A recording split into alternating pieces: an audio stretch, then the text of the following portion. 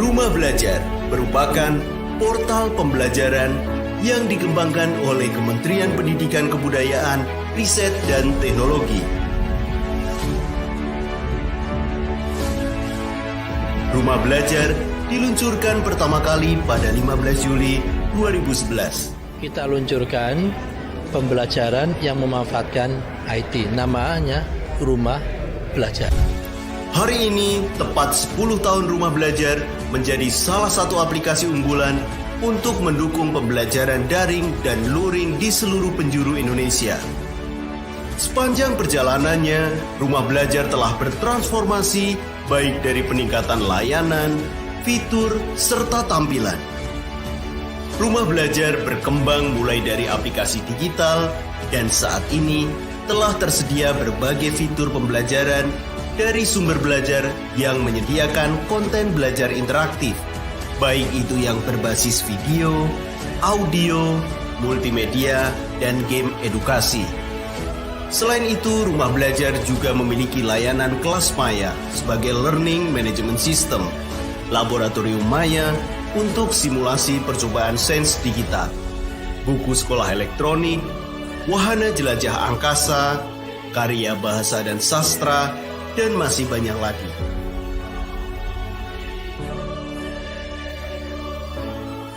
Selain fitur-fitur pembelajaran untuk siswa, Rumah Belajar juga menyediakan fitur Sistem Informasi Manajemen Pelatihan TIK yang menyediakan informasi kegiatan peningkatan kompetensi TIK untuk pembelajaran yang menargetkan seluruh guru di Indonesia. Dengan menyelenggarakan peningkatan kompetensi TIK atau PEMBATIK. Ini adalah program bimbingan teknis yang mengacu pada model peningkatan kompetensi TIK guru rancangan UNESCO dengan memanfaatkan portal Rumah Belajar sebagai medianya. Masifnya pemanfaatan Rumah Belajar tidak terlepas dari peran duta Rumah Belajar masing-masing provinsi. Saat ini, Kemendikbudristek memiliki 142 duta Rumah Belajar yang tersebar di berbagai kota dan kabupaten dari Aceh hingga Papua. Duta Rumah Belajar merupakan guru-guru terpilih melalui proses seleksi program pembelajaran berbasis TIK atau PEMBATIK. Duta Rumah Belajar menjadi agen Kemendikbudristek untuk mensosialisasikan pendayagunaan TIK untuk pembelajaran. Para guru ini akan menjadi penggerak dan inspirasi guru lain untuk membangun budaya pemanfaatan teknologi dalam pembelajaran. Assalamualaikum warahmatullahi wabarakatuh. Saya Muhammad Hasan Habibi, PLT Kepala Pusat Data dan Teknologi Informasi, Kementerian Pendidikan Kebudayaan, Riset, dan Teknologi. Pada tanggal 15 Juli 2021 ini, Rumah Belajar genap berusia 10 tahun. Ini tentu usia yang cukup dewasa untuk sebuah aplikasi atau website yang terus-menerus berkembang untuk memberikan layanan-layanan yang terbaik buat dunia pendidikan dan kebudayaan. Tentu kita berharap Rumah Belajar yang sudah selama 10 tahun ini berinovasi dan menghadirkan layanan-layanan teknologi informasi mampu menyokong dan kemudian memberikan support terhadap semangat Merdeka Belajar yang disampaikan oleh Mas Menteri Nadiem Makarim. Kami selaku pengelola Rumah Belajar di Pusdatin Kemendikbudristek akan terus-menerus menghadirkan gagasan-gagasan segar, konten-konten yang baru, layanan-layanan yang memudahkan pengguna, dan tentu saja semua berorientasi untuk menjaga nyala api belajar dunia pendidikan kita. Sekali lagi, selamat buat Rumah Belajar yang sudah berusia 10 tahun ini. Tetap berkibar, tetap memberikan layanan yang terbaik, dan mari kita serentak bergerak mewujudkan Merdeka Belajar. Terima kasih. Assalamualaikum warahmatullahi wabarakatuh. Rumah Belajar, belajar di mana saja, kapan saja, dengan siapa saja. Yang kami hormati, Menteri Pendidikan, Kebudayaan, Riset, dan Teknologi, Bapak Nadiem Anwar Makarim, MBA, PLT Sekretaris Jenderal Kemendikbudristek Profesor Ainun Naim PhD, Direktur Jenderal Pendidikan Vokasi Kemendikbudristek Bapak Wikan Sakarinto STMSC PhD, PLT Kapus Datin Bapak Dr. Muhammad Hasan Habibi MSI, Bapak Bukik Setiawan selaku praktisi pendidikan dari Kampus Guru Cikal, Kepala Balai Pengembangan Pusdatin BPMRPK, BPMTP, BPMMPK, Kepala Dinas Pendidikan Provinsi, Kabupaten, Kota di seluruh Indonesia, Kepala Balai Tekkomdik Provinsi di seluruh Indonesia, Kepala LPMP seluruh Indonesia, Kepala P4TK di seluruh Indonesia, serta yang kami banggakan rekan-rekan Duta Rumah Belajar, para guru dan siswa di seluruh Indonesia. Assalamualaikum warahmatullahi wabarakatuh. Salam sejahtera untuk kita semua. Om Swastiastu, Namo Buddhaya, salam kebajikan. Puji syukur kita panjatkan kehadirat Allah Subhanahu wa taala, Tuhan yang Maha Esa. Karena pada pagi hari ini kita dapat hadir secara daring pada acara webinar bertajuk Kiprah Rumah Belajar dalam Menyukseskan Merdeka Belajar.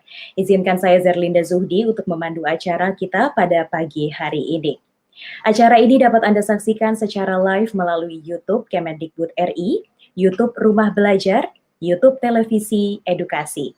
Dan sudah bergabung bersama kita juga melalui Zoom para peserta dan juga tamu undangan. Mari kita sapa terlebih dahulu. Selamat pagi Bapak Ibu hadirin sekalian. Mudah-mudahan kita semua selalu dalam keadaan sehat walafiat dan juga dalam lindungan Allah Tuhan Yang Maha Esa. Amin, amin ya Rabbal Alamin. Mudah-mudahan kita semua senantiasa semangat, terutama di tengah masa pandemi ini. Semoga seluruh stakeholder pendidikan dapat senantiasa bersinergi untuk mewujudkan serentak bergerak demi mewujudkan merdeka belajar. Amin, amin, ya Rabbal Alamin. Hadirin yang berbahagia, kiprah portal Rumah Belajar sejak diluncurkan 10 tahun lalu sudah mewarnai perjalanan pembelajaran berbasis teknologi informasi dan komunikasi di Indonesia. Rumah Belajar telah mengalami banyak perkembangan dari sebuah sumber belajar bertransformasi menjadi sebuah portal pembelajaran atau learning management system yang terintegrasi dan menjadi sebuah one-stop service yang dapat diakses selama 7 hari 24 jam bagi stakeholder pendidikan. Portal Rumah Belajar merupakan media yang tepat untuk melaksanakan program pendidikan jarak jauh sebagai wujud implementasi program Merdeka Belajar. Belajar karena belajar bisa dilakukan di mana saja, kapan saja, dan juga dengan siapa saja. Hadirin yang kami hormati, sebelum acara dimulai, marilah kita menyanyikan bersama lagu kebangsaan Indonesia Raya. Hadirin dimohon duduk dengan sikap sempurna.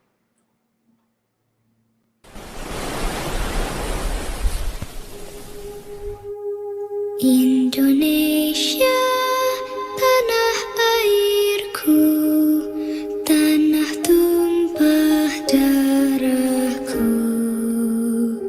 Di sanalah aku berdiri, jadi pandu ibuku. Indonesia, kebangsaanku, bangsa dan tanah air.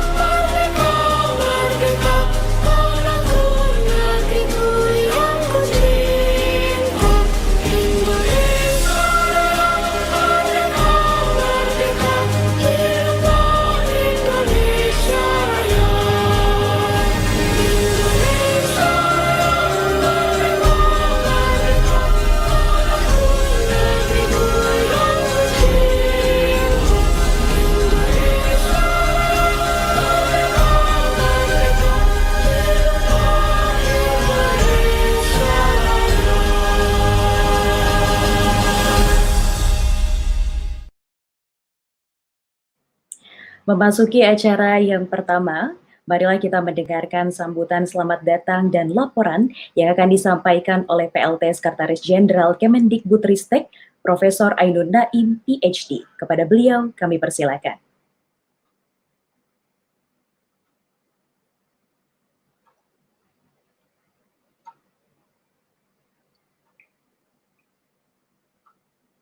Assalamualaikum warahmatullahi wabarakatuh.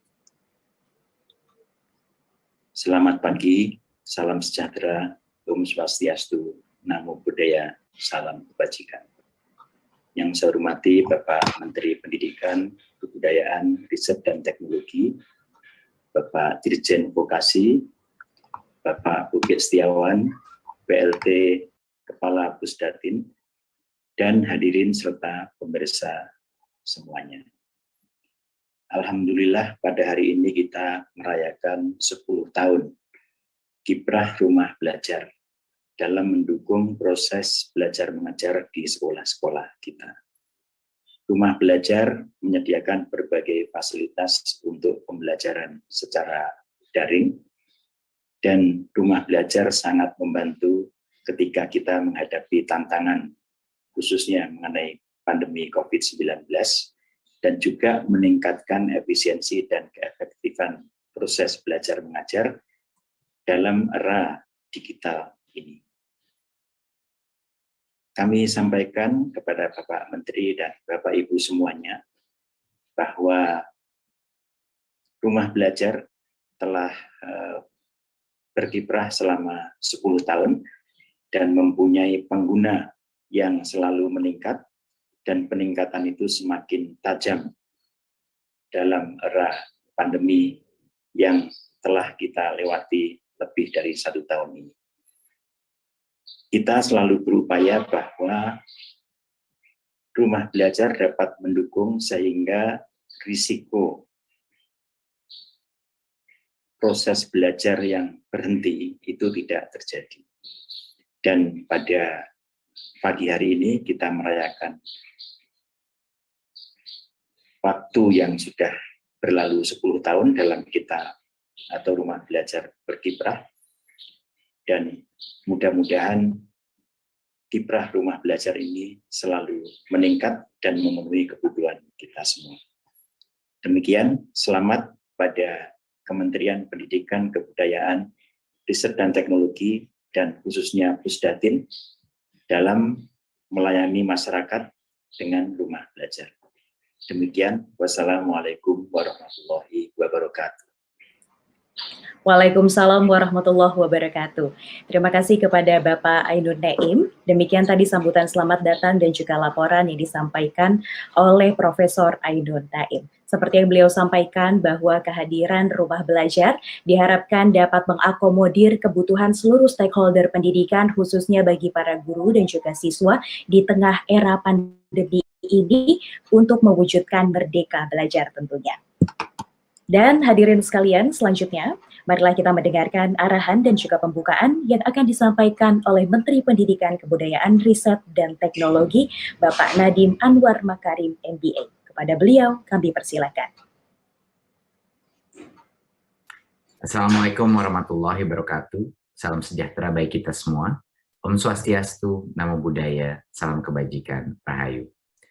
Yang saya hormati Sekretaris Jenderal Bapak Ainun Naim, Dirjen Pendidikan Vokasi Bapak Wikan Sakarinto, Kepala Pusdatin Bapak Hasan Habibi, Ibu dan Bapak Kepala Dinas Pendidikan, Kepala Sekolah dan Guru, serta adik-adik pelajar dari seluruh penjuru tanah air.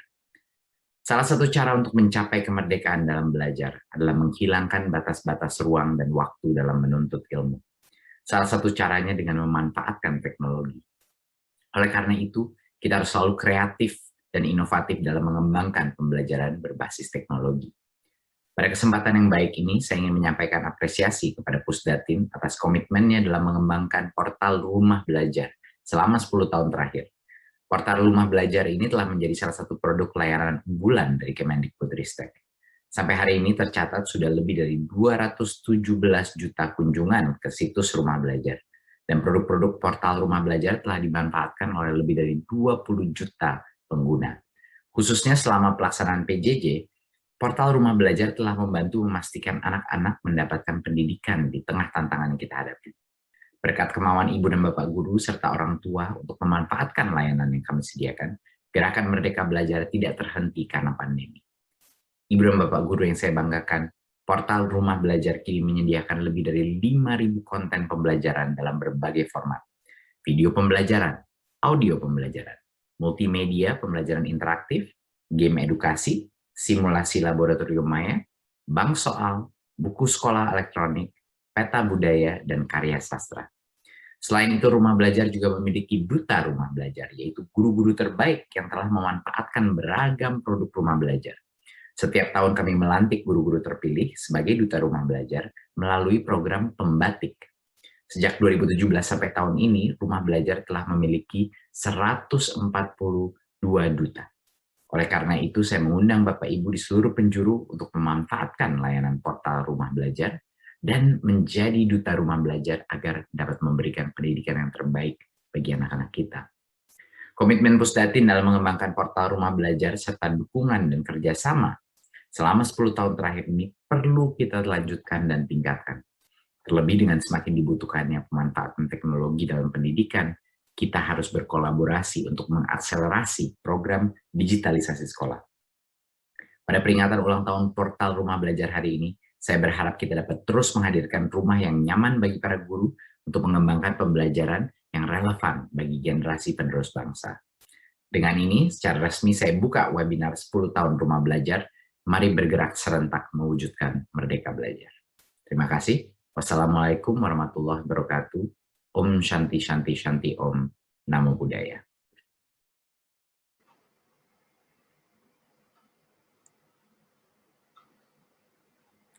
Demikian tadi arahan dan pembukaan yang disampaikan Menteri Pendidikan dan Kebudayaan Nadiem Anwar Makarim MBA. Seperti yang beliau sampaikan bahwa selama 10 tahun perjalanan Rumah Belajar telah dilakukan berbagai inovasi demi mewujudkan Merdeka Belajar, terutama mengakomodir kebutuhan guru dan juga siswa di tengah pembelajaran jarak jauh. Dan pastinya kita ucapkan selamat ulang tahun kepada Rumah Belajar. Semoga Rumah Belajar dapat terus ditingkatkan dan juga dapat terus mengakomodir kebutuhan para stakeholder pendidikan.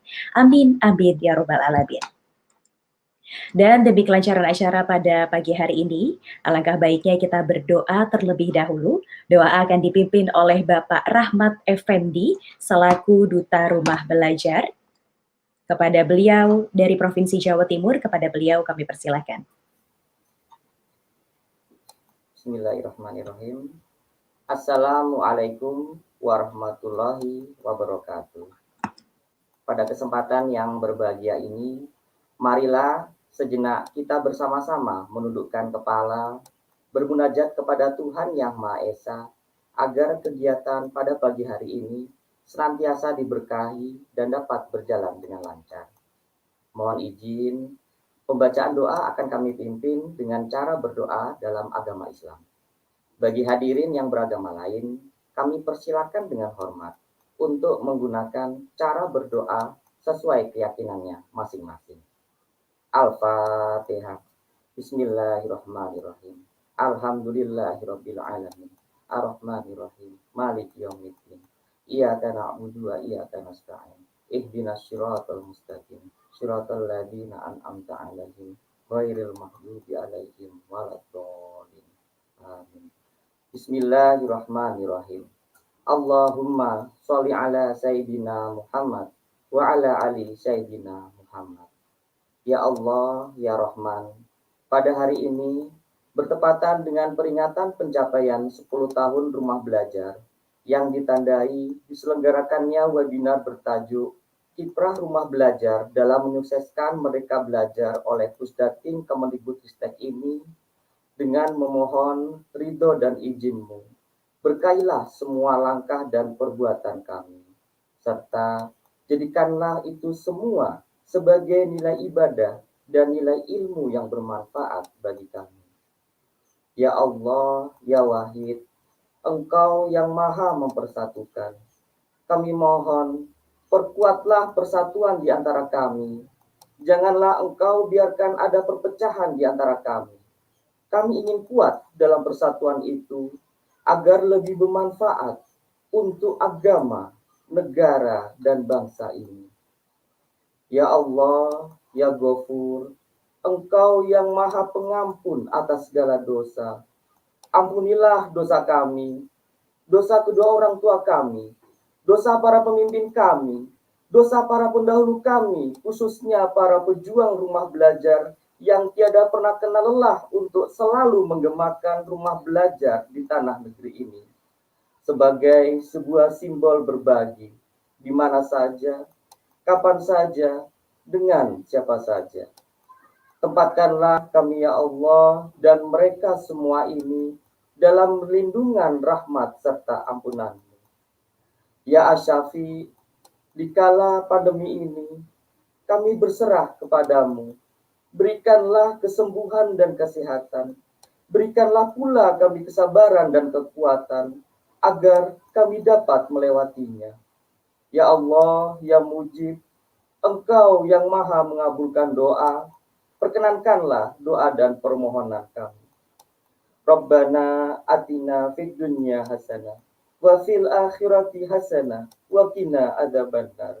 Subhana rabbika rabbil izzati amma yasifun, wassalamun alal mursalin, walhamdulillahi rabbil alamin. Amin ya rabbal alamin. Wassalamualaikum warahmatullahi wabarakatuh. Waalaikumsalam warahmatullahi wabarakatuh. Terima kasih Bapak Rahmat Effendi selaku Duta Rumah Belajar dari Provinsi Jawa Timur yang telah memimpin prosesi pembacaan doa. Demikian tadi rangkaian acara pembukaan webinar Kiprah Rumah Belajar dalam menyukseskan Merdeka Belajar. Setelah ini masih ada sesi diskusi panel bersama 3 narasumber, yaitu diskusi terkait inovasi augmented reality dalam pembelajaran di masa pandemi oleh Dirjen Pendidikan Vokasi Kemendikbudristek Bapak Wikan Sakarinto, kemudian diskusi terkait mewujudkan Merdeka Belajar bersama Rumah Belajar oleh praktisi pendidikan yakni Bapak Bukik Setiawan, kemudian diskusi terkait Nyalakan Api Belajar bersama Rumah Belajar oleh PLT Kapus Datin Bapak Muhammad Hasan Habibi. Jadi jangan kemana-mana, pastikan Anda tetap bersama kami dalam 10 tahun Rumah Belajar, Kiprah Rumah Belajar dalam menyukseskan Merdeka Belajar.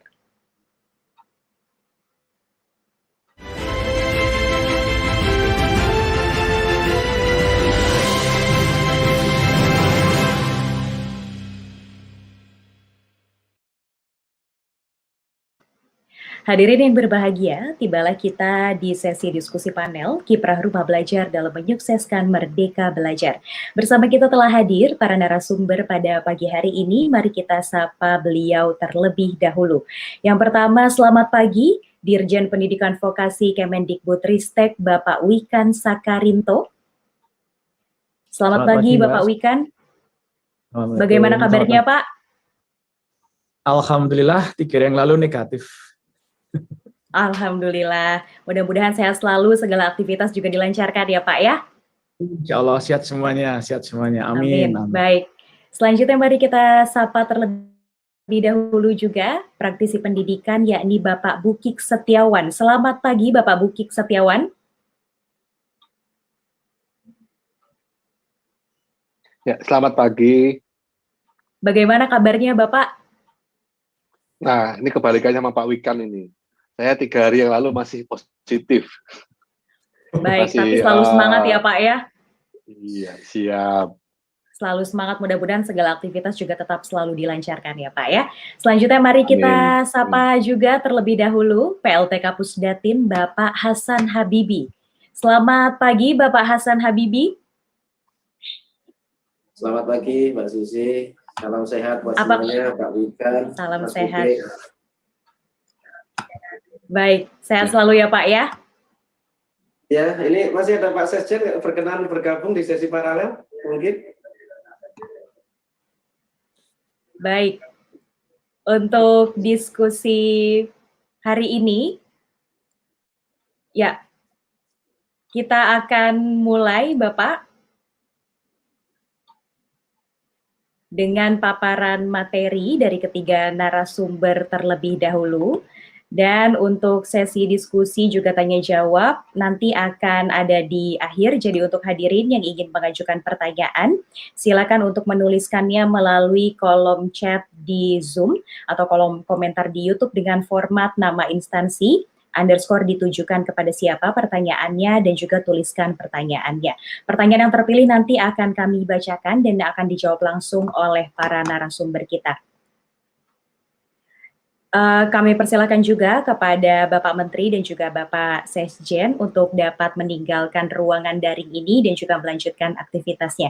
Mudah-mudahan kami doakan sehat selalu dan juga dilancarkan segala aktivitasnya. Terima kasih banyak Bapak Menteri dan juga Bapak Sesjen telah bergabung bersama kami pada pagi hari ini. Salam sehat selalu Bapak. Dan untuk sesi yang pertama, kita akan mendengarkan terlebih dahulu paparan mengenai inovasi augmented reality dalam pembelajaran di masa pandemi yang akan dibawakan oleh Dirjen Pendidikan Vokasi Bapak Wikan Sakarinto, PhD. Terlebih dahulu akan saya bacakan profil beliau. Beliau merupakan kelahiran 17 Maret 1975, menyelesaikan pendidikan S1 di Universitas Gadjah Mada pada program Mechanical Engineering tahun 2001, menyelesaikan studi S2-nya di University of Twente Belanda dan juga Dortmund University Jerman pada program Mechanical Engineering tahun 2005, serta S3 di Kobe University Jepang pada program Mechanical Engineering di tahun 2016. Beliau merupakan dekan pada program vokasi Universitas Gadjah Mada dan sejak 8 Mei 2020 hingga saat ini menjadi Direktur Jenderal Pendidikan Vokasi Kementerian Pendidikan dan Kebudayaan. Baik, Bapak Wikan sudah siap untuk dapat menyampaikan materinya. Kami persilakan kepada Bapak Wikan Sakarinto untuk dapat menyampaikan materi. Baik, terima kasih Mbak. Assalamualaikum warahmatullahi wabarakatuh. Selamat pagi, salam sejahtera, Om Swastiastu, Namo Buddhaya, dan salam kebajikan. Salam sehat untuk Ibu, Bapak, saudara-saudara, adik-adik, Mas dan Mbak semuanya, Pak Hasan dan Mas Buki. Semoga sehat secepatnya dan semoga selama positif OTG tanpa gejala apapun. Amin, amin. Baik, para hadirin yang saya hormati, kebetulan aja saya dulu dari D3 Teknik Mesin, kemudian lanjut ke S1 Teknik Mesin, kemudian S2 saya kebetulan saya ngambil Teknik Mesin, tetapi riset saya waktu itu di tahun 2000-an awal itu augmented reality atau virtual reality, tapi sudah mulai ada augmented reality. Nah, saya ingin menyampaikan gambaran saja secara global bahwa rumah belajar ini dengan terobosannya mengembangkan berbagai macam konten, ada laboratorium maya, kelas maya, berbagai fitur yang tadi disampaikan oleh Mas Menteri yang harus kita apresiasi dalam 10 tahun ini merupakan satu upaya yang sangat luar biasa, fondasi yang sangat-sangat relate dengan semangat Merdeka Belajar dan memberikan wahana atau alternatif pembelajaran yang inovatif dan berbasis teknologi yang tanpa batas, tanpa sekat, mau belajar apapun, ya tergantung kontennya, atau mau belajar kapanpun, dimanapun. Nah, ini adalah apresiasi yang harus kita berikan kepada rumah belajar dan Pusdatin ini itu yang pertama. Dan yang kedua, para hadirin yang saya hormati, di dunia yang sudah tanpa batas ini, apalagi dengan pandemi, sebenarnya tanpa pandemi pun augmented reality dan virtual reality itu sudah dikembangkan dan terus dikembangkan. Memang di era pandemi ini segala sesuatunya menjadi serba terpaksa dan akhirnya muncullah the power of kepepet. Karena kita kepepet, ya kita makin bergerak dalam arus perubahan yang tadinya tanpa pandemi kita berubah dengan kecepatan X, saat ini kita berubah dengan kecepatan 10 kali X. Nah, rumah belajar yang sekarang mengembangkan fitur augmented reality ini adalah satu fondasi yang sangat kita apresiasi sekali. Hanya memang tantangan berikutnya adalah bagaimana mindset kita, baik mindset user dan juga mindset developernya atau pengembang konten. Ini yang harus kita terus kembangkan. Sehingga apa? Muncul kreativitas, muncul terobosan-terobosan, muncul kebiasaan-kebiasaan yang memang akan semakin kita akan manfaatkan teknologi ini untuk pembelajaran. Karena efeknya sangat luar biasa. Augmented ya, tidak hanya imersif, tidak hanya mengalami satu immersive experience secara virtual, tetapi ada satu interaksi dalam augmented aspects yang akan membuat proses pembelajaran itu menjadi lebih efisien dalam era pandemi ini, dan juga komprehensivitasnya itu menjadi lebih lengkap. Kita bisa bayangkan.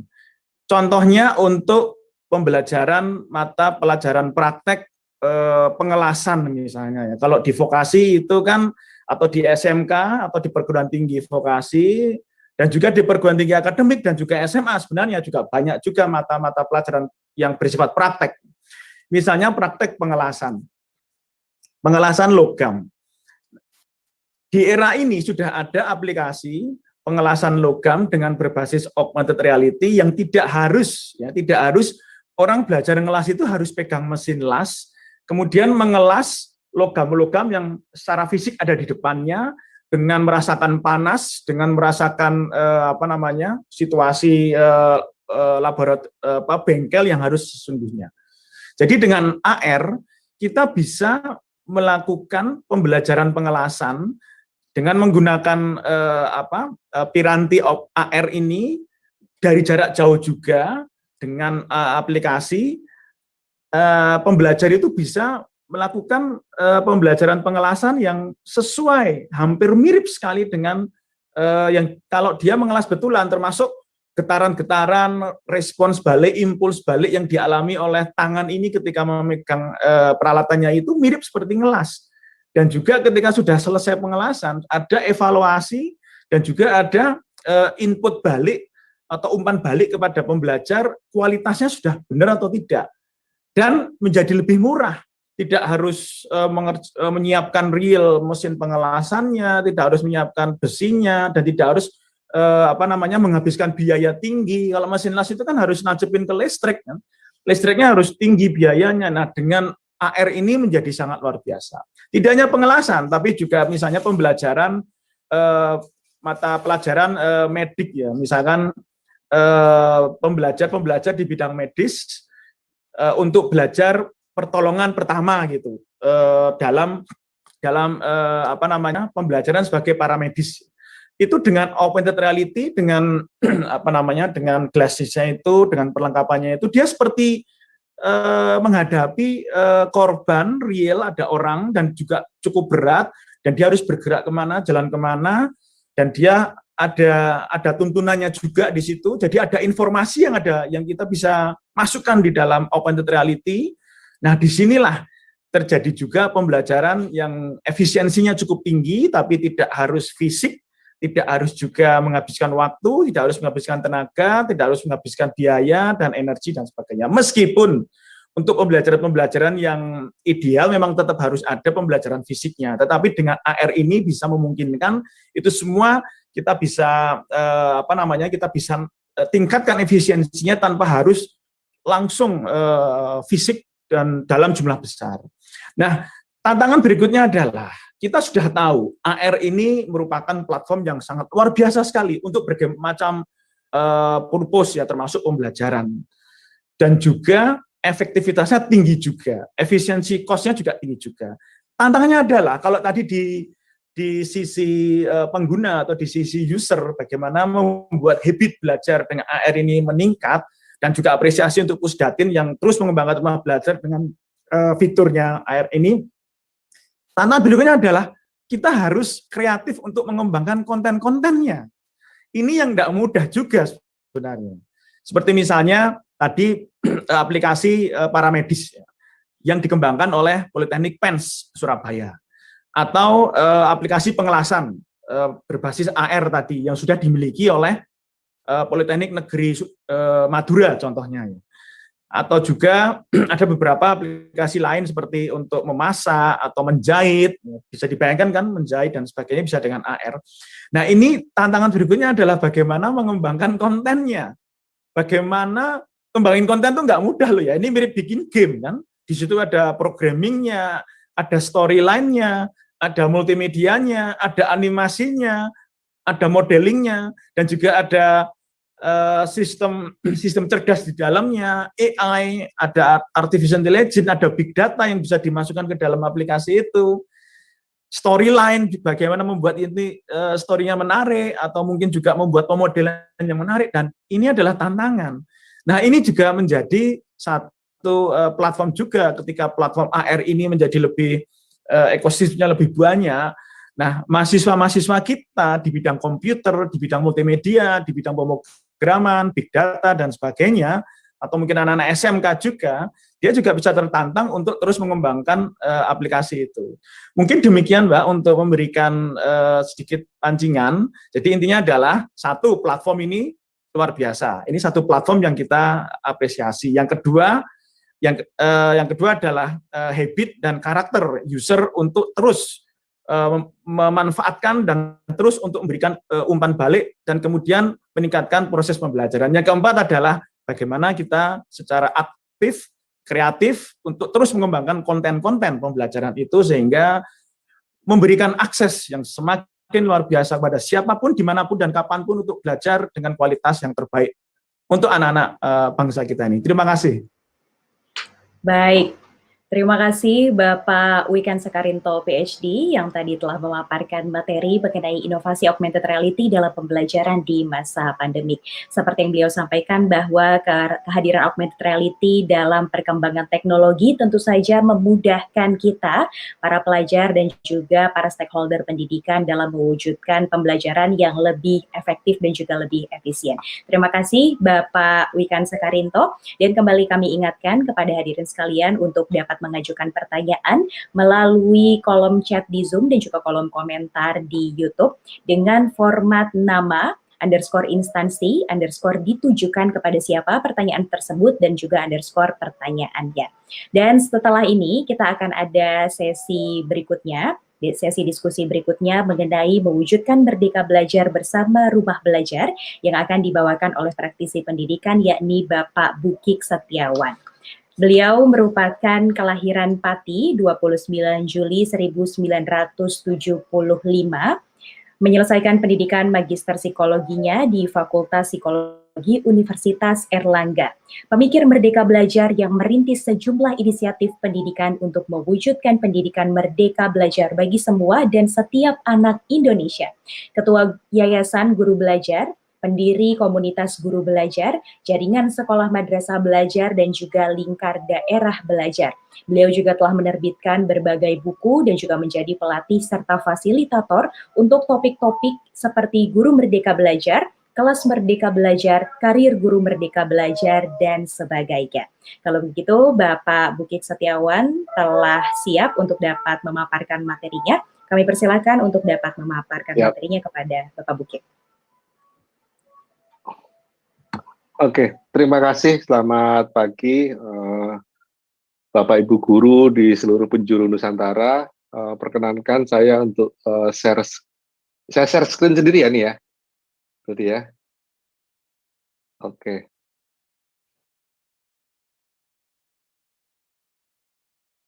Nah, seperti yang disampaikan tadi, saya membawakan topik tentang bagaimana sih mewujudkan merdeka bersama Rumah Belajar. Jadi ingin menunjukkan bagaimana peran Rumah Belajar ini dalam mewujudkan Merdeka Belajar. Oleh karena itu, saya akan membicarakan dulu sebenarnya apa sih pentingnya Merdeka Belajar dan bagaimana kemudian Rumah Belajar itu bisa mendorong Merdeka Belajar menjadi jauh lebih maju. Jadi awal mulanya teman-teman, awal mulanya itu terjadi karena adanya miskonsepsi belajar.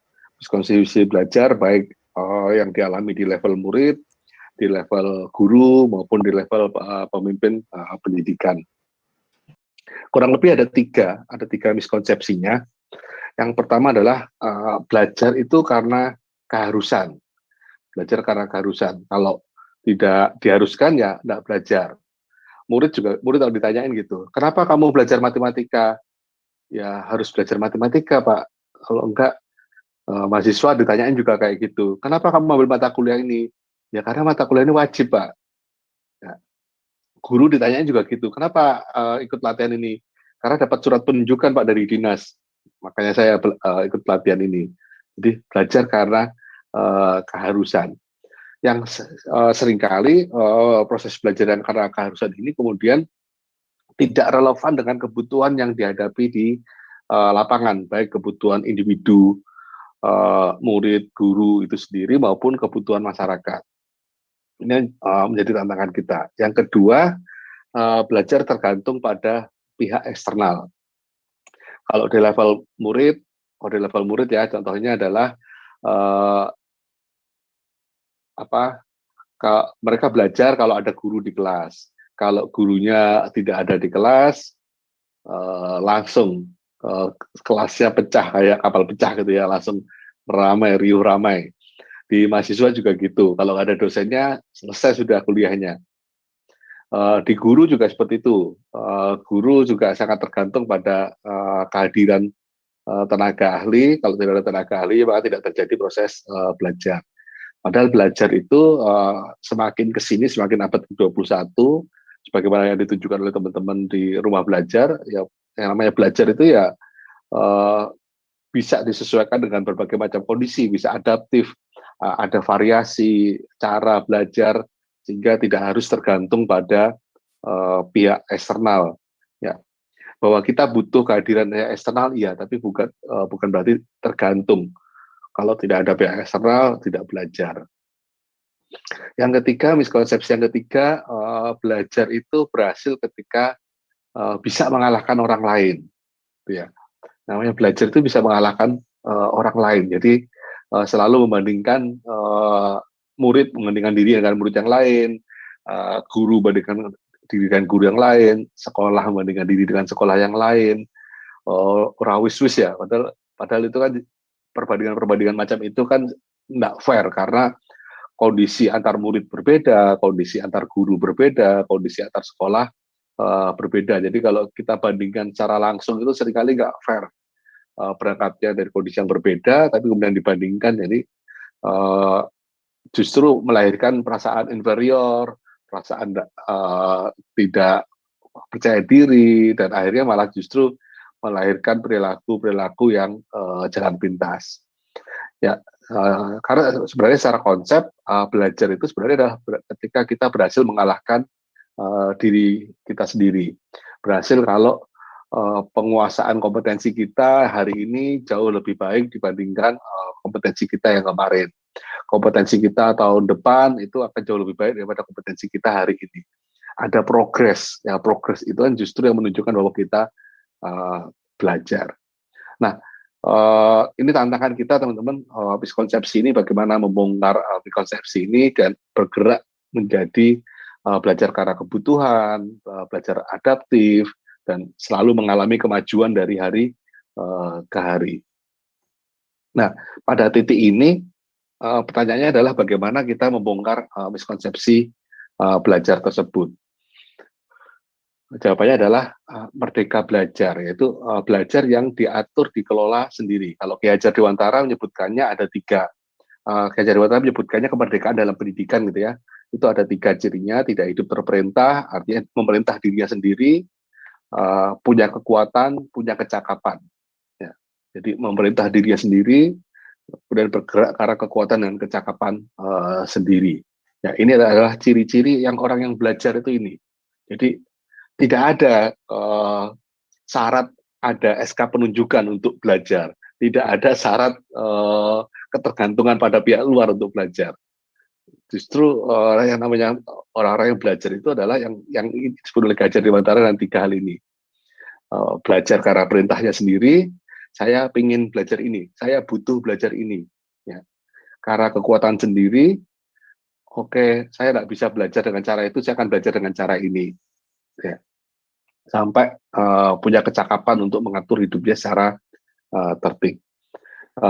Dalam konsep yang lebih modern, kita mengenal yang namanya self-regulated learning, belajar yang dikelola oleh diri sendiri, orang yang mengatur sendiri tujuan, cara, dan penilaian belajarnya, tidak tergantung pada pihak lain. Oke, kurang lebih seperti itu. Nah, pertanyaannya bagaimana mewujudkan, maaf bukan miskonsepsi belajar, mewujudkan ekosistem yang merdeka belajar. Nah, di sini ada 3, teman-teman. Ada 3 prasyarat agar kita bisa mewujudkan merdeka belajar. Yang pertama, paradigma merdeka. Jadi bagaimana cara berpikir kita itu merdeka. Cara berpikir yang merdeka itu bukan bebas ya. Bebas itu freedom, merdeka itu otonom, independen. Beda. Jadi merdeka itu bukan bebas. Jadi orang merdeka itu bukan orang yang semaunya sendiri. Ya. Orang yang merdeka itu orang yang mengatur sendiri tanggung jawabnya. Jadi nggak usah disuruh-suruh, nggak usah dimarah-marahin, nggak usah dimandori untuk menjalankan tanggung jawab. Dia jalankan tanggung jawabnya secara merdeka dengan kemampuan dan kecakapannya sendiri. Nah, paradigma ini yang perlu dibangun. Dan saya lihat teman-teman pembatik itu bisa jadi salah satu potensi untuk menyebarkan paradigma merdeka belajar ini. Jadi belajar ya karena kita punya kemauan, karena kita punya kebutuhan, kita bisa memilih teknologi dari sejumlah teknologi yang tersedia dan segala macam. Paradigma merdeka tentu tidak bisa jalan sendiri ya. Paradigma merdeka ini juga butuh yang kedua yaitu soal teknologinya. Jadi bisa saja sih paradigma merdeka itu jalan sendiri, tapi pasti akan jauh lebih cepat. Peran teknologi adalah mengakselerasi perwujudan merdeka belajar. Jadi dengan adanya rumah belajar ini harapannya paradigma merdeka yang sudah diusung oleh teman-teman pembatik tadi itu bisa diakselerasi, bisa dipercepat dan diperluas, ya, diperluas dengan berbagai pilihan teknologi yang disediakan di rumah belajar, dan tentunya itu akan selalu diperbarui baik secara platform maupun secara kontennya. Yang ketiga yang juga tidak kalah penting adalah aspek sosialnya. Jadi aspek paradigma, aspek teknologi sama aspek sosialnya. Jadi kehadiran interaksi antar guru, interaksi antar murid, interaksi antar para penggerak, interaksi antar para pembatik, itu akan sangat menentukan bagaimana percepatan dari upaya untuk mewujudkan merdeka belajar ini. Kalau interaksinya bisa kolaboratif, tidak saling bersaing, bisa saling mendukung, saling membantu kalau ada kesulitan, saling berbagi praktek baik, ya tentu upaya-upaya untuk mewujudkan merdeka belajar ini akan jauh lebih cepat dan jauh lebih masif. Jadi untuk mewujudkan merdeka belajar ini kita butuh 3 hal. Yang pertama adalah paradigmanya, cara berpikir kita yang merdeka. Yang kedua, dukungan teknologi, terutama dari rumah belajar, untuk mengakselerasi dan memperluas upaya juga merdeka belajar. Dan yang ketiga, aspek sosial, komunitas belajarnya, interaksi antar murid, interaksi antar penggerak, interaksi antar guru.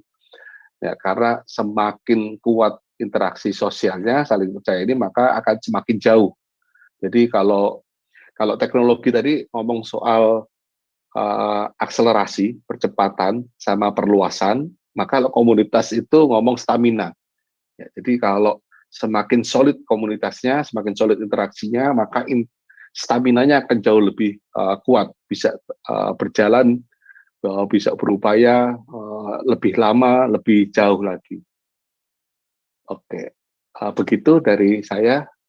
Semoga ke depan peran rumah belajar semakin penting, semakin vital dalam mewujudkan merdeka belajar.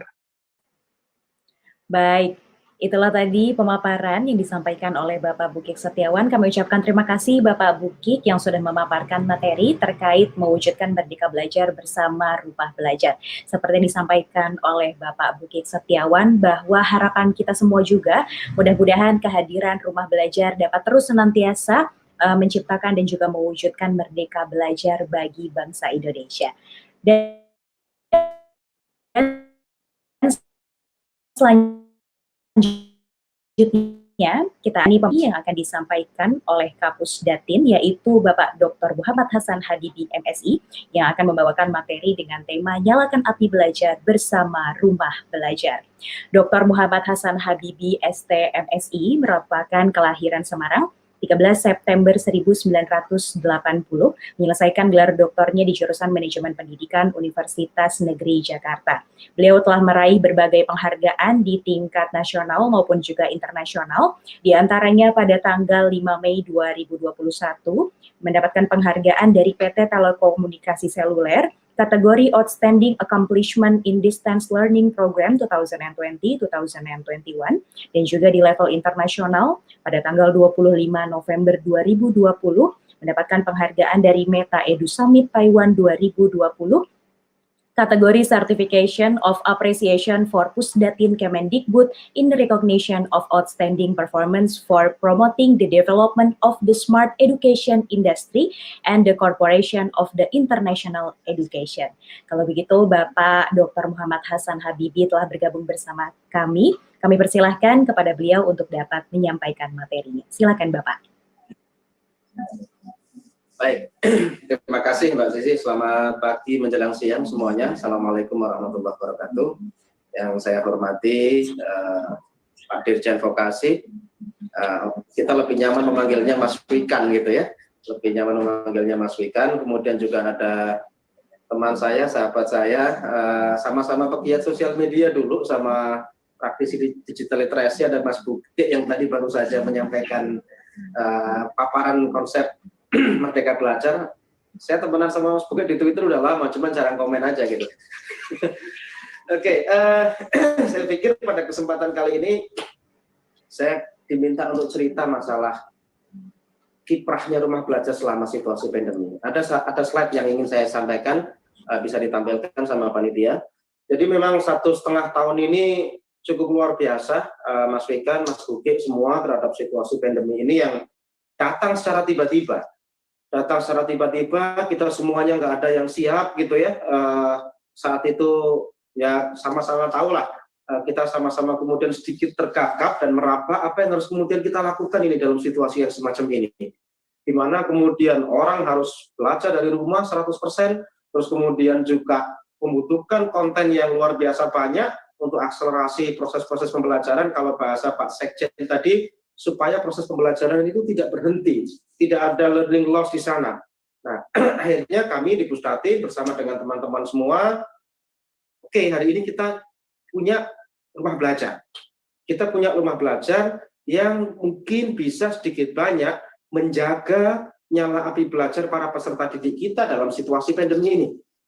Karena kalau kita build dari baru, pasti take time, butuh banyak sekali resources, dan tentu tidak mudah untuk kemudian diimplementasikan di lapangan. Nah, ini kemudian juga rumah belajar ini tadi sudah diinformasikan, ada fotonya tadi sebelum ini diresmikan di tahun 2011 saat itu, di slide sebelumnya.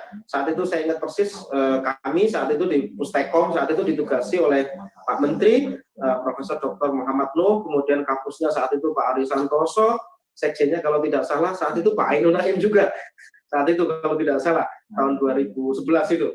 Dan akhirnya lahirlah portal rumah belajar yang sampai kurang lebih 1 dasawarsa ini kemudian berproses. Nah, kami sadar betul bahwa teknologi informasi ini kan memiliki pilar-pilar untuk bisa memperkuat sekian potensi yang ada di aktivitas dunia pendidikan kita, sebagaimana di slide setelahnya. Jadi kebutuhan kita terhadap penggunaan teknologi informasi tentu bisa mendukung dari sisi peningkatan kualitas pembelajaran dan peningkatan kualitas pelayanan pembelajaran kita, pendidikan kita. Kita selama ini mengenal dalam konteks yang disebut dengan e-learning dan e-administrasi.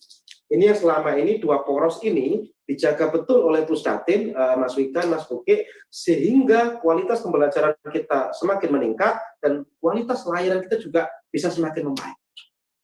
Tentu rumah belajar berada dalam posisi e-learning ini. Bagaimana tadi disampaikan para Bapak Ibu guru nanti bisa mengembangkan berbagai inovasi, apalagi disuntik dengan semangat merdeka belajar, di mana kemampuan berpikir kritis, kemampuan menyampaikan gagasan, kemampuan untuk meletakkan kemandirian, independen, berinovasi menjadi kata-kata kunci. Nah, saat itu 2010 memang mungkin teknologi tidak segencar saat-saat ini ya, tapi dua sosok guru inilah yang kemudian kita optimalkan bagaimana teknologi bisa mensuplai atau menyokong atau kemudian menjadi garda bahwa perbaikan kualitas pendidikan itu bisa dilakukan. Dan ini tentu sangat membutuhkan support dari sisi kebijakan, dari sisi SDM, dari sisi konten, software maupun hardware nanti yang akan dipergunakan. Tentu teknologi bergerak semakin maju, kebijakan juga semakin adaptif, konten juga hari ini semakin agile dengan sekian varian-varian baru sebagaimana tadi diceritakan oleh Mas Wikan, bahwa augmented reality hari ini menjadi salah satu fenomena baru terkait dengan konten-konten yang akan dihadirkan di rumah belajar. Nah, dalam perjalanannya, next rumah belajar tentu sebagaimana tadi sempat disinggung oleh Mas Menteri juga cukup banyak yang menggunakan, lebih dari kurang lebih 20 jutaan lah ya, lebih dari 20 juta pengguna yang menggunakan rumah belajar dengan ratusan juta yang dikunjungi dalam periode, apalagi selama periode pandemi kemarin, 1,5 tahun kemarin, itu kita ada member baru hampir 10 jutaan. Ada member baru hampir 10 jutaan di 2020 maupun di 2021 awal ini. Hampir 10 juta member baru, dan saya pikir ini untuk sebuah startup pendidikan ya, sebuah aplikasi pembelajaran luar biasa hitungan kami, di mana membernya hampir di atas 20 juta total secara hari ini. Next saja. Berbagai gagasan, berbagai inovasi dan konten terutama, ini yang coba kita hadirkan. Bapak Ibu sekalian, di sini hadir juga para teman-teman duta rumah belajar. Kita sama-sama tahu persis hari ini bahwa yang namanya media itu mengalami konvergensi. Ada saling silang kemudian titik temu. Entah itu yang basisnya video, entah itu yang basisnya audio, kemudian e-book atau infografis, atau bahkan yang sifatnya game. Kami di tahun 2020 dan 2021 ini juga mendapatkan tugas membagikan kuota data internet ke kurang lebih sekitar 30 juta peserta didik seluruh Indonesia. Dari situ kita cukup memiliki peta bahwa memang hari ini adik-adik kita butuh konten-konten yang luar biasa banyak. Entah itu yang basisnya video, basisnya audio, podcast misalnya, atau bahkan yang berbasis game sekalipun. Nah, di titik ini sekaligus menjadi challenge buat kami selaku pengelola portal rumah belajar ini, bagaimana menghadirkan konten-konten yang variatif, gitu ya, kemudian juga yang pastinya edukatif, dan syukur-syukur sedikit menghibur. Karena salah satu problem besar kita dalam proses PJJ kemarin adalah bagaimana mengatasi rasa bosan. Nah, teman adik-adik kita di rumah cuma 2 biasanya, kalau nggak remote TV ya handphone. Nah, akhirnya berdasar itulah makanya variasi konten semakin diperbanyak oleh kawan-kawan pengelola, tentu dengan melibatkan semua stakeholder yang terkait, apakah itu satker di lingkungan internal Kemdikbud, kawan-kawan komunitas, atau para bapak ibu guru yang tadi disebut duta rumah belajar. Itu sebagian besar dari mereka juga mampu memproduksi konten secara mandiri. Hari ini dalam dunia komunikasi tidak terlalu panjang perbedaannya, karena semua orang hari ini bisa sekaligus dia seorang produser, dia sekaligus seorang developer, dan dia juga sekaligus seorang communicator dari konten-konten yang dia bikin. Kalau dulu mungkin production itu spesifik hanya dimiliki oleh para PH misalnya, kemudian disajikan dalam bentuk yang lain. Tapi hari ini eranya, masing-masing individu, dia sekaligus seorang produser, dia sekaligus seorang publisher, dan dia sekaligus seorang communicator yang baik. Apalagi ada jiwa pendidik di sana. Kalau ini kemudian dibungkus dengan semangat merdeka belajar, saya yakin akan menghasilkan sebuah ledakan yang sangat dahsyat, bagaimana kemudian teknologi informasi itu bisa dimaksimalkan dalam skenario pembelajaran kita. Next saja, Mas. Berbagai menu-menu itu kemudian juga bisa kita saksikan termanifestasi dalam beberapa fitur-fitur yang bisa diakses ya. Ada sumber belajar, kemudian ada digital classroom, ada laboratorium maya, BSE, peta budaya, beberapa karya bahasa maupun wahana jelajah angkasa. Sekali lagi fitur-fitur ini terus-menerus kita coba maintain, kita coba kembangkan, dan di tahun kemarin 2010 kita mengembangkan EduGame ya. Kita mengembangkan EduGame, next slide aja, di mana kemudian kita mencoba menjawab tantangan dan situasi. Sekali lagi, adik-adik kita mengalami rasa bosan di rumah yang luar biasa, akhirnya kemudian mereka butuh hiburan, sementara game-game yang sebagian besar ada di internet, mungkin ya, tidak banyak yang sifatnya edukatif. Akhirnya lahirlah inisiasi dan gagasan dari teman-teman, mari kita hadirkan sebuah edutainment, sebuah EduGame, di mana adik-adik kita bisa belajar sehingga siswa secara mandiri maupun dibimbing orang tuanya bisa belajar sambil bermain atau bisa bermain sekaligus belajar dengan konten-konten yang kita sajikan. Dan nyatanya Bapak Ibu semua, aktivitas ini sangat membantu selama situasi pandemi ini. Kita melihat next slide-nya. Oh ya, ini yang nanti di tahun 2021 ini akan kita hadirkan, Pak Dirjen Vokasi, Mas Wikan, Mas Buki, bagaimana nanti kita akan menghadirkan konten-konten pembelajaran yang berbasis augmented reality, di mana audio pembelajaran ini memungkinkan pengguna untuk seakan-akan bisa melihat secara langsung dalam bentuk 3 dimensi, sebagaimana tadi diceritakan oleh Mas Wikan. Teknologinya ini sebetulnya bukan teknologi baru, tapi belum banyak. Nah, kami berharap nanti di Pusdatin kita sedang memproduksi konten-konten yang basisnya augmented reality. Ini topiknya akan semakin diperbanyak, lebih khusus lagi untuk teman-teman yang ada di vokasi. Nanti kita bisa bekerja sama secara lebih sistematis ke depan dan secara lebih luas dari sisi topik-topik untuk menghadirkan konten-konten yang berbasis augmented reality. Karena hari ini teknologinya semakin maju, teknologi pasti berkembang, dan kita yang nanti akan menyesuaikan dengan perkembangan teknologi, tentu sangat memperhatikan juga dengan behavior pengguna. Dalam hal ini adalah kondisi psikologis dari para peserta didik kita. Ini yang nanti inovasi yang akan coba kita hadirkan di tahun 2021 ini. Nanti tahun 2022 juga akan ada inovasi lagi. 2023 juga akan ada inovasi lagi.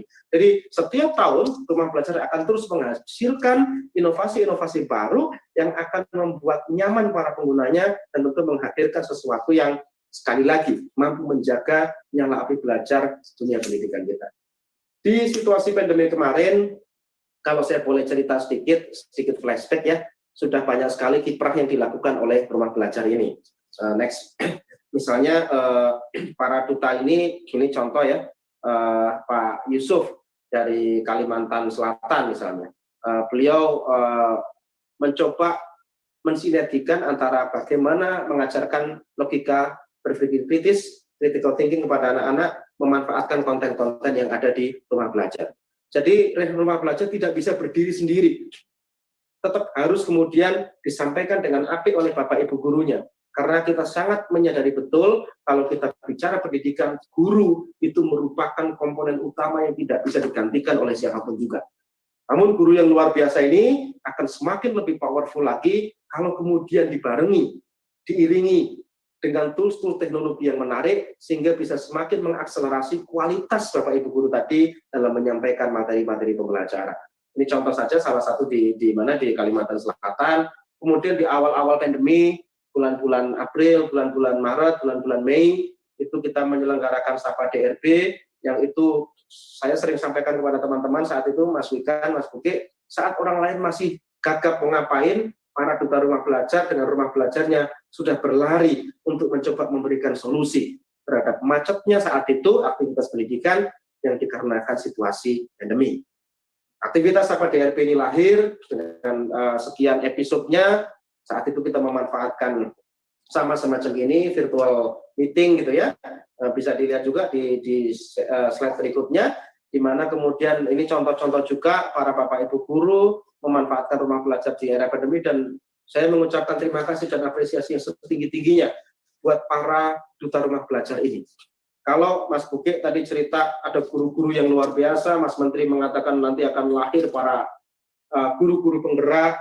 Sedari awal, saya kalau boleh cerita ke Mas Buki dan Mas Wikan, komunitas rumah belajar ini lewat para duta rumah belajar ini sudah kita inisiasi dari tahun 2017. Karena saya juga lama aktif di dunia LSM, saya juga lama aktif di dunia NGO, kami sadar betul bahwa yang namanya pergerakan itu harus berbasis pada individu-individu yang mampu menyalakan api dan mampu mengimbaskan semangat itu dengan luar biasa. Apalagi dalam menggunakan teknologi. Sejak tahun 2017 itulah guru-guru yang luar biasa ini terus-menerus bergerak, terus-menerus menjalin relasi, terus-menerus mengobarkan semangat bagaimana menggunakan teknologi ini dengan baik dan benar. Sebagai sebuah konsekuensi dari pemanfaatan digital literacy yang baik pula. Karena saat itu situasinya teknologi lebih banyak dari sisi entertain, lebih banyak dari sisi hiburan, mungkin juga hoax dan yang lain-lain. Guru-guru inilah yang menjadi garda terbesar. Bagaimana kemudian teknologi dimanfaatkan secara maksimal untuk mendukung proses belajar mengajar. Makanya kami mengucapkan terima kasih yang luar biasa kepada para duta rumah belajar dan sahabat-sahabat rumah belajar di seluruh Indonesia atas partisipasi, atas effort, atas semangat, dan tentu atas nyala api yang sudah dinyalakan oleh semua teman-teman ini, sehingga selama situasi pandemi kemarin, posisi belajar adik-adik tetap bisa terjaga. Dan ke depan, insya Allah, di slide selanjutnya, kami dari para pengelola rumah belajar menyesuaikan juga dengan arahan dari Mas Menteri Nadiem Makarim, akan terus-menerus menyempurnakan dan mengintegrasikan rumah belajar ini dengan digital platform yang akan dikembangkan di Kemendikbudristek, yang insya Allah dari tahun 2020 sampai 2024 besok meliputi beberapa platform yang kita harapkan mampu menjadi jawaban bagaimana teknologi bisa dimaksimalkan sebagai sarana e-administrasi dan e-pembelajaran itu dalam sekian platform. Nanti ada platform manajemen sumber daya sekolah, ada platform untuk mendukung kesiapan karir para peserta didik kita, ada platform buat para guru penggerak, dan ada platform yang mendukung dari sisi kurikulum yang sifatnya fleksibel kepada kompetensi dan kebutuhan murid-murid semua. Nanti ke depan rumah belajar akan semakin berinovasi dan berintegrasi dengan digital platform yang akan dikembangkan oleh Kementerian Pendidikan, Kebudayaan dan Teknologi, sehingga kita harapkan sekali lagi mampu semakin lebih maksimal memberikan manfaat, memberikan benefit, dan menjaga nyala api belajar dunia pendidikan kita. Saya pikir itu yang bisa saya sampaikan, Mbak Zizi, terkait dengan kiprah rumah belajar selama kurang lebih 1,5 tahun ini. Terima kasih Mas Wikan supportnya, terima kasih Mas Buki atas pencerahannya. Saya pikir ini saat yang luar biasa untuk kemudian kita terus-menerus menggelorakan pemanfaatan teknologi dan disupport oleh teman-teman guru sebagai garda terbesar dan komponen utama bagaimana teknologinya akan ditingkatkan dari sisi kualitasnya. Demikian, terima kasih yang bisa kami sampaikan. Selamat pagi menjelang siang. Assalamualaikum warahmatullahi wabarakatuh. Salam sehat semuanya. Baik, Waalaikumsalam warahmatullahi wabarakatuh. Terima kasih Bapak Dr. Muhammad Hasan Habibie, MSI, yang telah memaparkan materi mengenai nyalakan api belajar bersama rumah belajar. Seperti yang beliau sampaikan di awal bahwa pengguna dan juga pengunjung rumah belajar dari tahun ke tahun senantiasa mengalami peningkatan, dan mudah-mudahan rumah belajar ini selalu berumur panjang sehingga kita semua dapat selalu merasakan manfaat dan juga fitur-fitur yang dihadirkan. Amin, amin ya robbal alamin, dan pastinya semangat untuk kita semua. Dan setelah ini kita akan sama-sama memasuki sesi rumah belajar terus melakukan inovasi dan juga pengembangan dalam pembuatan fitur dan juga konten pembelajaran. Dan pada hari ini, Kamis 15 Juli 2021, bertepatan dengan hari jadinya yang ke-10, akan diluncurkan konten augmented reality di rumah belajar. Peluncuran fitur augmented reality rumah belajar akan dilakukan secara langsung oleh Kapus Datin Bapak Muhammad Hasan Habibie. Untuk itu kami persilahkan kepada Bapak Muhammad Hasan Habibie. Oke, pada kesempatan yang luar biasa ini, berbahagia, kami memohon izin sebelumnya kepada Pak Wikan, Dirjen Vokasi, kemudian Mas Buki juga, sekali mendayung 2-3 pulau terlampaui, kira-kira gitu. Dalam momen yang berbahagia ini, kami menghadirkan inovasi, sekali lagi, konten berbasis augmented reality. Nah, kami berharap konten berbasis augmented reality semakin menambah khazanah dari rumah belajar dan bisa memberikan manfaat yang secara maksimal buat kita semua. Bismillahirrahmanirrahim. Dengan ini konten augmented reality dan fitur rumah belajarnya diresmikan.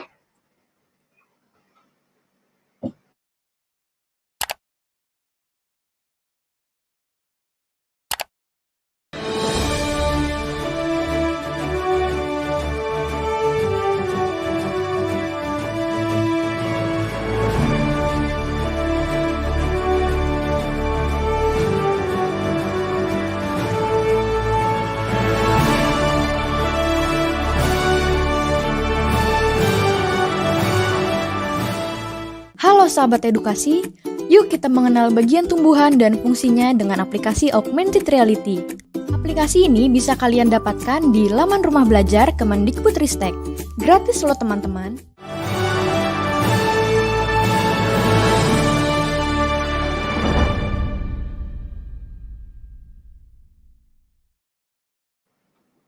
Ya, terima kasih Bapak Muhammad Hasan Habibie yang telah melakukan peluncuran fitur augmented reality rumah belajar. Mudah-mudahan dengan adanya fitur baru ini, keberadaan rumah belajar dapat terus termanfaatkan lebih optimal lagi untuk para stakeholder pendidikan dan juga pastinya untuk bisa menyalakan api semangat belajar untuk mewujudkan merdeka belajar. Terima kasih Bapak Kapus sudah memimpin prosesi peluncuran fitur augmented reality rumah belajar.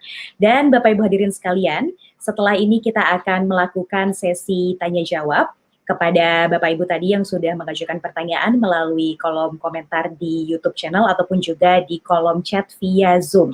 Kami persilahkan, kami mohon kesediaannya kepada narasumber untuk dapat menjawab pertanyaan yang diajukan oleh hadirin sekalian. Dan inilah dia pertanyaannya. Pertanyaan pertama dari Julius Edison Dara, SMP Negeri 3 Maumere, Sika NTT. Pertanyaannya kepada Bapak Wikan. Pertanyaannya adalah bagaimana solusinya penerapan pembelajaran augmented reality yang stabil bagi kami di daerah 3T. Silakan Bapak Wikan untuk dapat berkenan menjawab.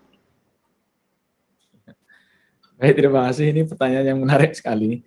Sebenarnya kalau tadi disampaikan oleh Pak Hasan Habibie, platform sudah dibikin, yaitu augmented reality feature diperkenalkan dan dirilis oleh Pak Kapus tadi di rumah belajar. Kemudian yang berikutnya tim pengembang, entah tim pengembang di dalam Pusdatin atau ada tim pengembang dari guru-guru kreatif atau komunitas kreatif menjadi komunitas rumah belajar dan mengembangkan konten-konten itu, dan kemudian dapat diunggah di rumah belajar. Nah, ya memang kata kuncinya kalau media yang kita manfaatkan adalah misalkan smartphone seperti ini, ya memang koneksi internet memang harus cukup stabil ya untuk memanfaatkan itu. Namun demikian ada beberapa yang bisa diunduh kan. Kalau sudah diunduh, jadi misalnya kita mendapatkan tempat yang sinyalnya kuat lah, kemudian diunduh, ya setelah itu tuh bisa digunakan beberapa file-file yang bisa diunduh. Tapi saya belum mendalami di rumah belajar itu filenya itu apakah real time digunakan pada platform rumah belajar. Nanti mungkin Pak Habibie mohon bisa menambahkan atau bisa diunduh. Jadi misalnya kalau kita mau nonton YouTube, kita kan bisa nonton real time. Nah, maka butuh koneksi yang stabil. Tapi kalau misalnya koneksi daily itu tidak stabil, mungkin ya ada effort untuk mendapatkan satu tempat yang sinyalnya kuat, kemudian diunduh, ditonton. Setelah diunduh di di gadget kita bisa dimanfaatkan atau ditonton dimanapun di rumah dan sebagainya. Asal ada koneksi ada baterainya jangan sampai habis gitu aja. Mungkin demikian. Mohon maaf ini, mungkin Pak Hasan bisa menambahkan. Baik, silakan Bapak Kapus mungkin bisa menambahkan, silakan Pak. Terima kasih Pak Dirjen. Jadi prinsipnya konten-konten yang ada di rumah belajar itu semua bebas dipergunakan, bebas untuk dilihat, dan bebas untuk di-download, Pak. Saya ingat persis kemarin beberapa waktu yang lalu kita juga sempat bertukar konten dengan kawan-kawan di sekolahmu juga. Mereka request konten ke kita untuk bisa dipergunakan sebagai sebuah bentuk resource sharing. Nah, ini juga sama nanti. Jadi konten-konten nanti bisa di-download secara bebas, bagaimana saran Pak Dirjen tadi itu, karena kalau langsung nonton secara real time pasti berat. Tapi biasanya paling kita hanya minta request login saja supaya tercatat nanti yang mendownload itu siapa, dari mana, dan sudah di-download berapa kali, dan itu insya Allah nanti terintegrasi dengan Dapodik juga. Jadi itu untuk mengatasi situasi koneksi yang mungkin tidak terlalu bagus ya di daerah-daerah 3T tadi itu. Benar kata Pak Dirjen tadi, pas nyari titik agak bagus, download aja kontennya, kemudian diputar secara offline di laptop atau di LCD masing-masing di tempat, bisa di sekolah atau di rumah masing-masing. Kira-kira demikian Pak Dirjen. Baik, itulah tadi solusi yang bisa dilakukan bagi rekan-rekan yang berada di 3T, mudah-mudahan menjawab pertanyaan. Dan pertanyaan selanjutnya, pertanyaan yang kedua, ya ini pertanyaan pertama tadi, terkait dengan, ya ini pertanyaan kedua, dari Endang Sutisna, PP PAUD dan Dikmas Jawa Barat kepada Bapak Bukik Setiawan. Pertanyaannya adalah, adakah tips yang dapat kami terapkan melalui pertemuan online untuk menumbuhkan komitmen belajar peserta didik? Baik, silakan Bapak Bukik, kami persilahkan untuk dapat menjawab. Oke, terima kasih. Membangun komitmen peserta didik terhadap pembelajaran. Jadi pertanyaannya gini teman-teman. Sebenarnya pertanyaan pertama ya, seberapa paham sih kita terhadap kebutuhan dan minat peserta didik? Kalau kita tidak paham kebutuhan dan minat peserta didik, akan sulit buat kita untuk menumbuhkan komitmen. Jadi namanya komitmen itu kan ikatan. Nah, ikatan itu kayak bagaimana kita mengikat kapal ke dermaga gitu ya. Nah, kapal ke dermaga. Nah, untuk bisa mengikat kapal ke dermaga itu, kita harus paham bagian apa dari kapal itu yang bisa diikat. Yang bisa diikat, kemudian dipasangkan ke dermaganya. Nah, jadi syarat pertama adalah bagaimana kita memahami kebutuhan dan minat peserta didik. Itu teman-teman di Pusmenjar sudah menyusun yang namanya asesmen diagnosis, ada panduannya lengkap, silahkan diunduh di websitenya, manfaatkan teknologi untuk teknis bagaimana memahami kebutuhan dan minat peserta didik. Jadi di itu nanti ada asesmen diagnosis untuk kognitif, ada asesmen diagnosis untuk non kognitif. Itu yang pertama.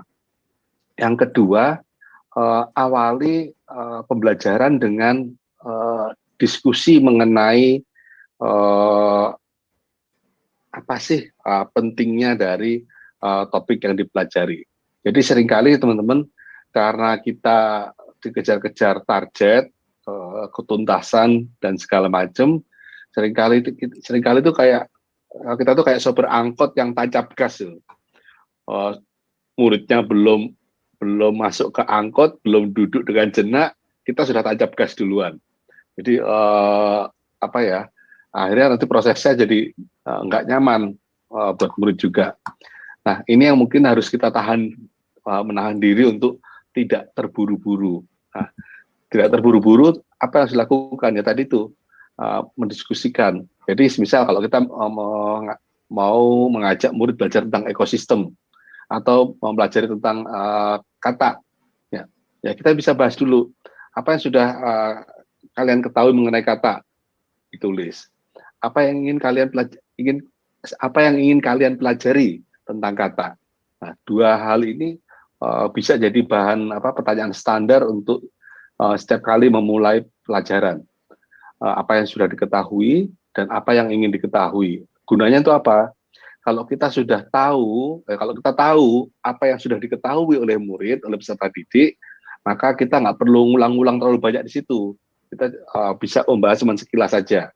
Karena peserta didik sudah nggak pengen tahu itu karena mereka sudah tahu. Kita bisa lebih fokus pada apa sih yang ingin mereka ketahui tentang topik pelajarannya. Sehingga dengan demikian apa yang nanti disampaikan oleh Pak Menteri itu bisa tercapai. Teaching at the right level, mengajar pada level yang tepat.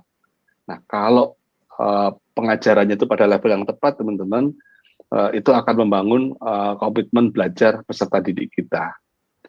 Begitu dua tipsnya, semoga bisa diterapkan. Baik, terima kasih Bapak Bukik sudah menjawab terkait dengan bagaimana caranya meningkatkan komitmen belajar untuk peserta didik. Dan pertanyaan selanjutnya, atau pertanyaan ketiga, dari Miftahul R di SMPN 18 Malang. Pertanyaan untuk Pak Hasan. Pertanyaannya adalah, setahu saya rumah belajar hanya bisa dimanfaatkan bagi guru atau siswa yang mempunyai akun belajar.id. Bagaimana guru yang belum mempunyai akun belajar? Silakan Bapak Hasan untuk berkenan menjawab. Ada beberapa cara untuk memanfaatkan rumah belajar ini. Jadi orang bisa login menggunakan akun belajar.id, kemudian juga bisa menggunakan akun rumah belajar itu sendiri, atau mungkin juga bisa menggunakan akun sosial media yang lain. Karena biasanya hampir semua para pengelola IT itu kan ada API yang memungkinkan orang lebih mudah login dan mendaftar di sana. Jadi kalau misalnya nanti teman-teman belum mendapat akun belajar.id, itu bisa menggunakan login sebagaimana akunnya rumah belajar itu sendiri, atau bisa menggunakan akun di sosial media. Kalau tidak salah, Facebook itu bisa dimanfaatkan di situ, dan selama dia punya akun Gmail, walaupun tidak belajar.id juga bisa digunakan sebagai tools untuk kemudian daftar di situ. Jadi jangan khawatir, banyak sekali cara untuk itu. Tapi seandainya nanti teman-teman belum mendapatkan belajar.id pun juga bisa berkomunikasi dengan pihak sekolah. Dalam hal ini adalah para operator teknis untuk meminta akun itu, karena ada manfaat lain juga yang bisa dihasilkan dari akun itu, plus juga terintegrasi dengan penggunaan rumah belajar ini sendiri. Demikian Mbak Sisi.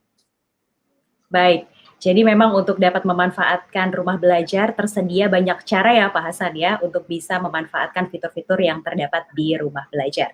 Dan pertanyaan selanjutnya dari Siyamta BBPPMPV Boe Malang kepada Bapak Wikan. Bagaimana tingkat efektif dan juga efisien pelaksanaan magang yang dilakukan secara daring? Silakan Bapak Wikan untuk dapat berkenan menjawab. Ya, terima kasih atas pertanyaannya, Pak. Jadi, memang kalau kita bicara magang atau praktek kerja industri, memang idealnya ya namanya praktek kerja di industri, ya idealnya memang ke industri untuk berpraktek, untuk belajar bekerja, sambil belajar mengaplikasikan apa yang sudah dipelajari, baik teori maupun praktek gitu. Misalkan di sekolah sudah belajar pengelasan gitu kan, tadi misalnya di teknik mesin, kalau sudah diterjunkan magang di industri ya mendapatkan tugas nyata dari industri itu, melakukan pekerjaan pengelasan, hasilnya apakah memuaskan atau tidak, ya tentunya harus memuaskan, dan disitulah nanti ada proses pembelajaran praktek. Nah, di masa pandemi, memang industri ini banyak yang sedang parkir atau agak tiarap sedikit karena ada kontraksi karena pandemi ini. Itu mengakibatkan beberapa program magang menjadi agak terhambat karena industri pun juga mungkin sedang lockdown atau mungkin menurunkan kapasitas produksinya, sehingga kebutuhan siswa untuk magang menjadi turun. Nah, sehingga magang kemudian juga harus diinovasi dengan hybrid, yaitu daring dan luring, serta project based learning-nya itu tidak harus ke industri, tetapi project-nya itu bisa dilakukan di sekolah. Nah, pola-pola ini yang harus kita lakukan. Ya namanya kita harus survive, the power of kepepet kan, kita harus survive. Meskipun pandemi ini industri sedang tiarap, bukan berarti magang harus menyerah gitu saja kan. Project based learning masih bisa kita lakukan dan sebagainya. Nah, sehingga kalau ditanya, kalau semua full daring untuk magang memang agak sulit. Maka memang untuk vokasi hanya ada beberapa bidang yang bisa full daring, misalnya bidang-bidang pemrograman komputer atau rekayasa perangkat lunak. Itu memungkinkan proyek-proyek yang didapatkan dari industri untuk magang siswa atau mahasiswa itu diberikan ke siswa atau mahasiswa, tapi mengerjakannya dari rumah karena cukup menggunakan laptop.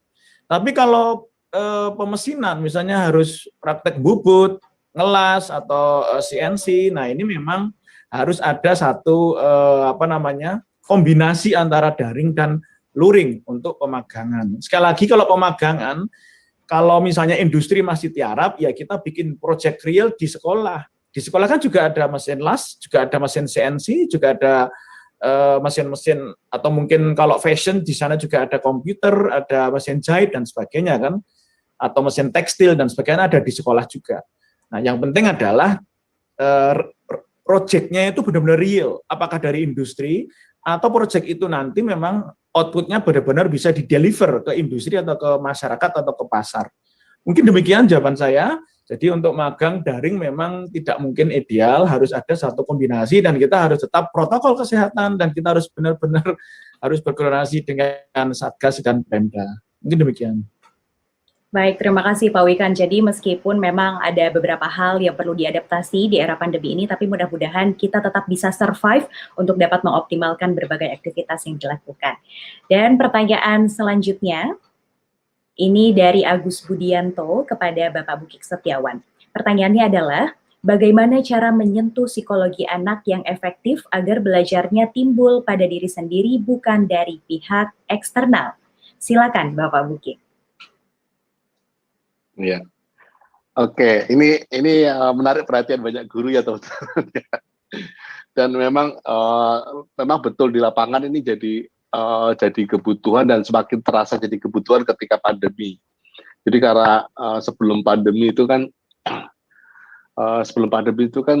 guru mempunyai kontrol penuh terhadap apa yang terjadi di ruang kelas, terhadap perilaku muridnya, sehingga dengan kontrol itu guru masih bisa lah mengendalikan apa yang terjadi, untuk tidak ribut, untuk diam, untuk mendengarkan dan segala macam.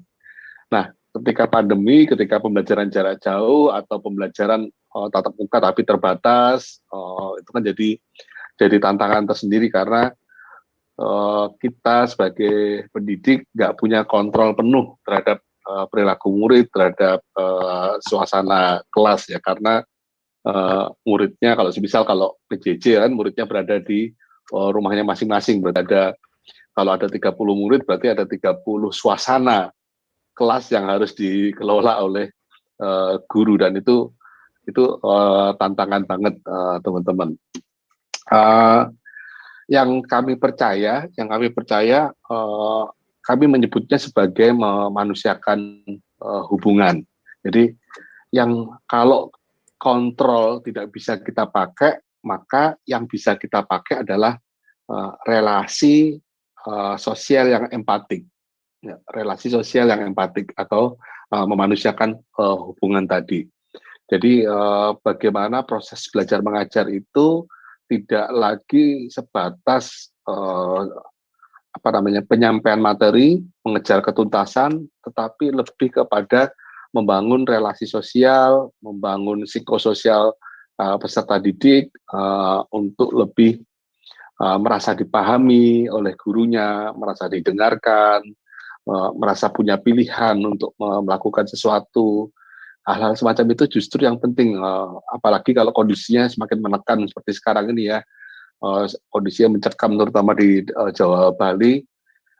Tentunya sangat peran guru yang lebih penting itu sebenarnya adalah mendengarkan curhatnya murid-murid, ya, mendengarkan juga curhatnya murid-murid untuk agar tidak stres, agar tetap bisa mengelola emosinya, dan percayalah kalau murid-murid itu merasa nyaman, merasa dipahami, merasa dibantu untuk mengelola emosinya, mereka akan lebih bisa mengerti, berempati juga terhadap kepentingan guru, terhadap ketuntasan kurikulum. Mereka juga akan mengerti. Tapi ya, yang pertama ya kita harus menunjukkan dulu bahwa kita mengerti mereka. Nanti mereka akan menunjukkan bahwa mereka mengerti kita juga. Kurang lebih seperti itu. Jadi alokasikan waktu lebih banyak untuk membicarakan non akademis ya. Apalagi kan sudah arahan dari kurikulum kondisi khusus, sudah ada Permendikbudnya, sudah tegas di situ disebutkan tuntutannya sekarang bukan lagi mengejar ketuntasan, tuntutannya lebih pada memastikan murid-murid belajar. Ya. Jadi yang penting murid belajar ya, itu sudah luar biasa, sudah alhamdulillah. Jadi memastikan murid belajar, bukan memastikan ketuntasan pembelajaran. Dan itu kalau di kurikulum kondisi khusus kan ada 3 pilihan Bapak Ibu sekalian.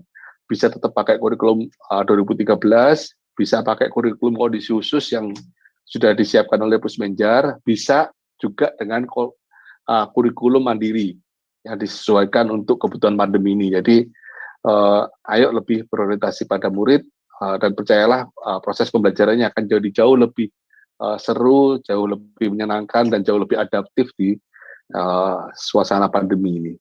Begitu dari saya.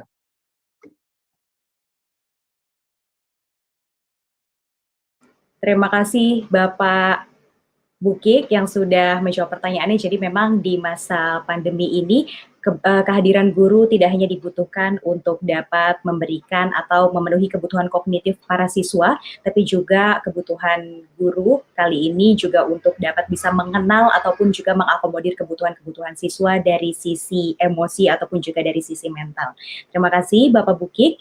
Dan kami persilahkan kepada Bapak Wikan untuk meninggalkan ruangan daring karena dapat informasi bahwa Bapak Wikan akan melanjutkan aktivitasnya. Terima kasih Bapak Wikan sudah bergabung dan juga sudah Izin. memaparkan materinya. Pak Hasan, Mas Bukit, sehat selalu semuanya. Assalamualaikum. Ya, amin. Waalaikumsalam warahmatullahi wabarakatuh. Amin, terima kasih Bapak Wikan. Dan kita masih punya satu pertanyaan lagi. Pertanyaan ini dari Dika Tri Andani dari SMAN 1 Leuser Aceh Tenggara kepada Bapak Hasan Habibi. Pertanyaannya adalah bagaimana cara mengoptimalkan portal rumah belajar di sekolah terpencil Pak yang terkendala dengan jaringan? Silakan Bapak Hasan untuk berkenan menjawab. Baik, terima kasih Mbak Lisi. Jadi saya akan melihat dari dua aspek kalau kayak begini ya. Satu dari aspek tentu secara teknis, yang kedua secara aspek non teknis. Kalau secara aspek teknis tadi hampir mirip dengan pertanyaan yang diajukan kepada Mas Wikan tadi ya, terkait pemanfaatan konten di mana kemudian ada limited bandwidth di sana. Cara yang paling mudah kita laksanakan adalah kemudian ya kita download dulu untuk sesuai dengan materi-materi yang kemudian bisa kita ambil. Untuk kemudian dari materi-materi yang kita download itu nanti coba kita lihat kesesuaiannya dengan terutama substansi yang akan disampaikan dalam gambar besar, tentu saja kurikulum darurat atau mungkin yang sifatnya extraordinary tadi yang coba akan disampaikan. Itu cara yang paling gampang untuk kemudian mengatasi problem secara teknis. Yang kedua tentu secara non teknis. Nah, secara non teknis ini saya ingin justru malah rekan-rekan para duta rumah belajar itu dikontak saja untuk kemudian bisa lebih optimal mendampingi Bapak Ibu guru semua. Kalau itu tadi kebetulan di Aceh ya, kalau kebetulan di Aceh itu ada beberapa kawan-kawan di Aceh, ada Pak Kustalani, kemudian ada Bu Irayuni, kemudian ada juga teman-teman duta rumah belajar yang lain yang akan siap membantu, mendampingi Bapak Ibu semua bagaimana rumah belajar ini diimplementasikan di skenario pembelajaran, terutama di daerah-daerah 3T. Kami tahu persis problem kita sebagian besar adalah teknis, tapi juga jangan lupakan problem non teknis itu sangat menentukan bagaimana sebuah capaian-capaian pembelajaran itu nanti akan bisa berjalan dengan baik. Karena kalau kita nggak mungkin kan semua informasi yang sekian 5.000 konten tadi tiba-tiba dibrokkan di depan peserta didik, itu kan pasti juga hasilnya tidak maksimal kan gitu.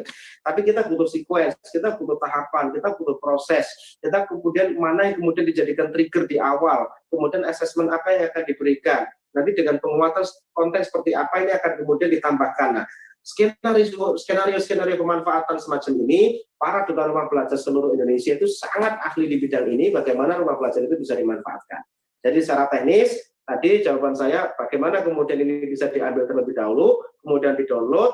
Nah, secara non-teknis, Bapak Ibu yang tadi merasa sedikit kebingungan, katakanlah gitu ya, bisa ngontak para duta rumah belajar di seluruh Indonesia dari 34 provinsi. Ada dari Aceh sampai Papua. Bagaimana ini akan dimaksimalkan? Kalau kebetulan dari Aceh tadi ada beberapa guru-guru yang saya sampaikan, kemudian di Papua juga ada, di Kalimantan juga ada, di Sulawesi ada. Mereka lah sosok-sosok yang nanti akan membersamai para Bapak Ibu guru semua bagaimana mengoptimalkan semua kelebihan teknologi informasi itu untuk meningkatkan kualitas layanan pendidikan kita. Saya pikir demikian tadi.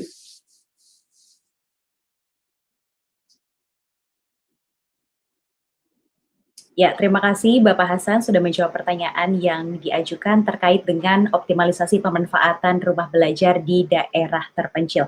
Mudah-mudahan dengan adanya duta rumah belajar bisa terus mendampingi para guru untuk bisa memanfaatkan fitur-fitur yang tersedia di rumah belajar.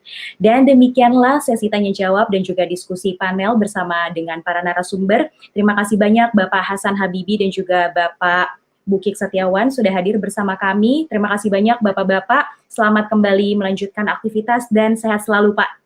Terima kasih banyak. Ya, amin. Baik, Terima kasih. Terima kasih semuanya. Salam sehat semuanya. Siap. Ya, baik. Dan Bapak Ibu hadirin sekalian, untuk memeriahkan acara kita pada kesempatan kali ini, kami juga mengadakan kuis dengan hadiah menarik. Nah, kuis ini akan dipandu oleh rekan saya, yakni Kak Sultan dan juga Kak Rica. Halo. Halo, wah ini benar-benar Sultan ya, kostumnya udah Sultan banget nih. Halo, Assalamualaikum. Jauh-jauh mungkin dari Arab langsung memandu acara kuis di acara HUT Rumah Belajar yang ke-10 tahun ini. Spesial banget. Kalau gitu, karena Kak Sultan dan juga Kak Rica sudah bergabung, sudah siap bersama kita, Kami persilakan kepada Kak Sultan dan juga Kak Rica untuk dapat studio memandu Sultan kuisnya. banget nih. Silakan. Oke, baik, terima kasih. Jauh-jauh Mbak mungkin Zizi. dari Arab langsung memandu acara kuis Izinkan. di Dan acara saya Food Asa. Rumah Belajar yang ke-10 tahun ini. Selamat Spesial datang. banget. Kalau gitu, karena Kak Sultan dan juga Kak Rica sudah bergabung, sudah siap bersama kita, lagi ya suaranya. kami persilakan kepada Kak Sultan dan juga Kak Rica Sultan ya, untuk dapat studio memandu Sultan kuisnya. banget nih. Silakan. Oke. Oke, jauh-jauh terima mungkin dari kasih Kak Arab Zizi. langsung memandu acara Izinkan kami kuis memandu. di Dan acara saya Food Asa. Rumah Belajar Perkenalkan, saya yang Rika. ke-10 tahun ini. Spesial banget. Kalau gitu, Selamat datang karena di Kak kuis Sultan dan 10 juga tahun Kuis 10 tahun rumah belajar. Aduh, agak Kak delay Rica, ini ya. Lagi ya suaranya. kami persilakan kepada Kak Sultan dan juga Kak Rica Agak untuk delay. dapat Coba memandu kuisnya. tes dulu suara. Apakah suara saya kedengaran? Oke, jauh-jauh terima kasih Kak Zizi. Suaranya double-double ya? Gimana? Iya, suara double-double. Oke, udah clear, Oke, suara saya kedengaran? aman. Suara saya aman? Suara? Suara Sultan Asa aman sekali. Oke, terima kasih. Selamat datang di kuis 10 tahun Tahun rumah belajar. Aduh, gimana sih cara ikutan kuis ini, Kak Rika? Gimana ya caranya? Aduh, bingung sekali Sultan. Caranya, Penasaran. kalian semua silakan buka browsernya, ketik quizzes.com di browser kalian, kemudian masukkan kodenya yaitu 497545. Ayo ditunggu. Atau bisa juga join myquiz.com, nanti ketikan kodenya 497545. Begitu ya Pak Sultan Asa ya. Ada Iya, hadiahnya betul nggak nih, Pak? sekali. Oh, tentu saja dong. Untuk hadiahnya ini ada 1 unit smartphone. 1 unit smartphone dan 4 hadiah menarik lainnya yang tidak kalah populer begitu. Menarik sekali. Jadi ada beberapa orang pemenang nantinya dan Nah, pemenangnya sebenarnya saya pengennya 1 aja, tapi karena saya baik ada 5 orang pemenang dan pemenang pertama akan mendapatkan 1 unit smartphone populer. hadiah utamanya adalah smartphone. Kita tunggu berapa lama nih Pak Sultan? Kita tunggu 1 menit dari sekarang ya. 1 menit dari sekarang. Oke. Sampai peserta bergabung di quizzes.com. Ya, ini sudah banyak sekali ini pesertanya ini. Saya mau menyapa dulu peserta. Cepat sekali pergerakannya ya. Iya, ini ada, waduh siapa nih yang kita sapa nih, bingung nih. Terus meningkat jumlah pesertanya. Udah 90 orang. 90, oke. Mencapai 100 lebih. Waduh, banyak sekali ya. Ini Ana bingung nih cari pemenangnya kalau begini. Ada satu info lagi. Ada satu info lagi nih. Apalagi Untuk ranking 1 nanti ketika setelah selesai, untuk ranking 1 sampai ranking 5, jangan lupa untuk screenshot. Nah, screenshot sebagai bukti bahwa Anda telah memenangkan kuis ini ya. Jadi nanti narahubung panitia akan menghubungi pemenang dan pemenang harus screenshot. Sekali lagi ya, screenshot. Nah, harus screenshot sebagai bukti pemenang. Oh, kok disconnect kok enggak? Oke. Kaget, aduh, bikin kaget saja ya. Kalau Oke. sudah habis waktu kita countdown nih, kita hitung Oke. mundur. Ya, kita countdown saja dari 5 detik. 5, 4, 3, 2, 1. Iya, Mari selamat. kita mulai. Iya, ini dia kuisnya. Iya, pertama ya. Tuliskan nama Anda beserta nomor HP. Nah, tuliskan nama dan nomor HP karena jika Anda nanti menjadi pemenang, maka panitia akan gampang untuk menghubunginya begitu. Contohnya nih, Asa 0858 1234578. Nah, kita masuk ke soal nomor 1. Silakan. Oke, soal pertama. Fitur Iya. Rumah Belajar yang menyediakan ribuan soal untuk mengasah pemahaman dan kemampuan siswa sesuai dengan jenjang mulai dari SD, SMP, SMA, SMK sederajat adalah Bank Soal, Kelas Maya, BSE, atau Peta Budaya. Iya, soal nomor 2. Tahapan pengembangan media augmented reality adalah, nah ada banyak ini, Ana susah bahasanya kan, karena Ana agak susah kalau bahasa Indonesia. Nah jadi yang ini, untuk soal nomor 2 itu jawabannya analisis kebutuhan, banyak sih. Kita lanjut saja ke soal nomor 3. Ya, silakan. Oke, baca sendiri masing-masing ya Bapak Ibu. Iya. Soal nomor 3, 15 Juli 2021 merupakan hari jadi portal rumah belajar yang keberapa? 10 tahun, 11 tahun, 9 tahun, atau 8 tahun? Iya, nomor 3 itu jawabannya 10 tahun ya. Silakan untuk peserta. Nomor 3 jawabannya 10 tahun. Lanjut ke nomor 4. Pertanyaan keempat, padanan kata augmented reality menurut KBBI atau Kamus Besar Bahasa Indonesia adalah realitas tertaut, realitas tertanam, realitas tertambah, atau realitas tak seindah angan. Waduh, realitas tak seindah angan. Waduh, itu jawabannya salah sepertinya ya. Mungkin itu soal yang kurang diangkat. Yang soal nomor 5 ini adalah soal nomor 5. Laman portal rumah belajar adalah rumahbelajar.kemdikbud, pelajar.kemdikbud, mengajar.kemdikbud, atau belajar.kemdikbud. Nah, ini soal nomor 5 ini jawabannya belajar.kemdikbud ya, jangan lupa. Silakan untuk peserta untuk menjawab karena Anda baik, jadi Anda kasih tahu jawabannya. Soal terakhir, soal nomor 6 adalah berikut ini yang tidak termasuk fitur rumah belajar ya. Yang sekali lagi, yang tidak termasuk fitur rumah belajar adalah kelas maya, bank soal, laboratorium maya, atau kelas meeting. Nah, itu dia. Sekali lagi, yang tidak termasuk berarti bukan kelas maya, bukan bank soal, bukan laboratorium maya, tapi adalah kelas meeting. Nah, itu jawabannya ya. Nah, itu tadi soal-soalnya. Lagi Kak Asa pertanyaannya? Soalnya sudah habis. Nah, sekali lagi ya, untuk pemenang ya, nanti ketika kuis sudah berakhir, untuk pemenang jangan lupa screenshot ya, sekali lagi screenshot. Nah, sekali lagi kan screenshot sebagai bukti bahwa Anda telah memenangkan kuis kali ini ya, itu saja. Oke, kuis akan kita stop ya. Kita akhiri ya kuisnya. Kita akhiri dalam waktu 200 detik. Waduh, 200 detik. Terlalu lama. Terlalu lama ya. Kalau gitu dari 10 ya, oke? Oh, ya, 10 deh, nggak apa-apa. Kan Rumbel udah 10 tahun, oke? Oh iya. Bener kan?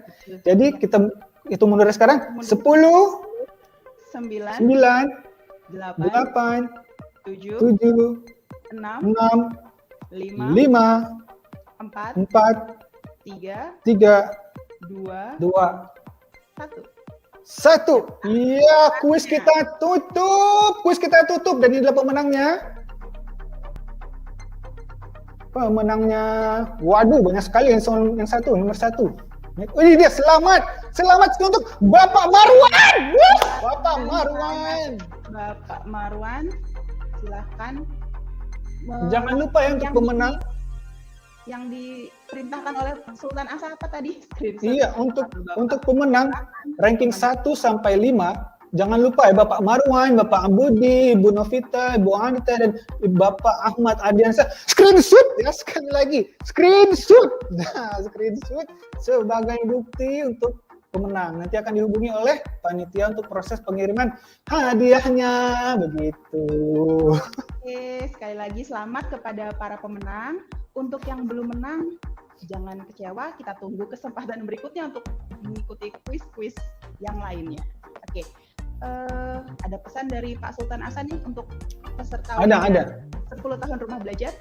Ada, sekali lagi seperti yang sudah dikasih tahu sama Mbak Rika tadi, untuk pemenang kita akan ketemu di 20 tahun. 20 tahun rumah belajar ya. Tapi tenang aja. Untuk kita akan ada lagi kuis-kuis berikutnya bulan depan mungkin di event-event berikutnya. Nah itu.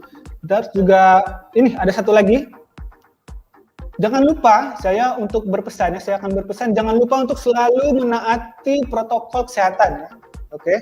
Selalu cuci tangan, cuci baju, ya kan? Kalau misalnya kita mau cuci boleh, tapi yang penting cuci tangan dulu. Cuci tangan, pakai masker, dan juga selalu hidup bersih dan sehat. Nah, begitu saja dari Sultan.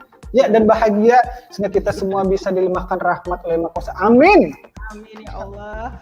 Oke, baik ya. Jangan lupa nih tetap semangat dan tetap jaga kesehatan. Semangat belajarnya. Jangan lupa akses terus rumah belajar, televisi edukasi, suara edukasi. Itu saja. Terima kasih, kami berdua undur diri dan kami kembalikan ke Kak Zizi. Oke, terima kasih Kak Sultan dan juga Kak Rika sudah memandu kuis yang seru banget nih ya. Ini hostnya begitu meriah dan juga menggunakan kostum yang begitu spektakuler, benar-benar seperti Sultan gitu ya. Terima kasih sudah memandu kuis dan juga tadi ditutup dengan tausiah ya dari Sultan Asa, mengingatkan untuk jangan lupa teman-teman semuanya tetap menerapkan protokol kesehatan. Dan selamat kepada para pemenang, jangan lupa seperti pesannya tadi Sultan Asa dan juga Kak Rika untuk men-screenshot sebagai bukti nanti ketika teman-teman dihubungi oleh pihak panitia. Dan dalam rangka memeriahkan ulang tahun Rumah Belajar yang ke-10 pada tanggal 11 sampai dengan 13 Juli telah diadakan lomba apresiasi Rumah Belajar untuk guru dan juga siswa. Para peserta lomba memeriahkan HUT Rumah Belajar dengan membuat video ucapan, doa dan juga harapan terbaik untuk Rumah Belajar, kemudian mengunggah video tersebut ke sosial media. Dan inilah dia, para pemenang lomba video apresiasi 10 tahun Rumah Belajar kategori guru. Selamat kepada para pemenang, nama-namanya tertera seperti di layar Anda. Ada Enda Bisma Indriani, kemudian AF Tanjung, lalu Nur Karimah, ada Budi Santoso, lalu Dikatri Andani, Mutiara Ciptasari, lalu Rozak Mustafa, Frensida, kemudian Will Rumah Pasal, dan juga Roro DM. Kami ucapkan selamat kepada para pemenang lomba video apresiasi 10 tahun Rumah Belajar kategori guru. Dan selanjutnya, inilah dia para pemenang lomba video apresiasi 10 tahun Rumah Belajar kategori siswa. Inilah dia. Selamat kami ucapkan kepada para pemenang lomba video apresiasi 10 tahun Rumah Belajar kategori siswa. Kepada Bangsawan Iswan, lalu Maudes Talentama, lalu Ghazali, ada juga D3 Pita, kemudian Reza Wedangga, lalu Soleh Handayani, lalu Mahmudah 240, kemudian Rahel Lauren, lalu Rafli Atorik, dan juga Serli Amelia. Kami ucapkan selamat kepada para pemenang lomba video apresiasi 10 tahun Rumah Belajar, baik itu kategori guru dan juga kategori siswa. Para pemenang nanti akan dihubungi oleh pihak panitia melalui sosial media. Dan hadirin sekalian, sampailah kita di penghujung acara. Tidak terasa kurang lebih selama 2 jam kami sudah menemani Anda dalam webinar Kiprah Rumah Belajar dalam menyukseskan Merdeka Belajar. Terima kasih kepada para hadirin sekalian yang sudah berpartisipasi dari awal hingga akhir acara. Akhir kata, saya Zerlinda Zuhdi, mewakili segenap kru yang bertugas, mohon pamit undur diri. Mohon maaf apabila ada salah kata ataupun juga perbuatan. Selamat ulang tahun yang ke-10 untuk Rumah Belajar. Terus berkarya dan juga berinovasi untuk menjaga nyala api belajar pendidikan Indonesia. Rumah Belajar, belajar di mana saja, kapan saja, dan dengan siapa saja. Wabillahi taufiq wal hidayah. Wassalamualaikum warahmatullahi wabarakatuh. Sampai jumpa.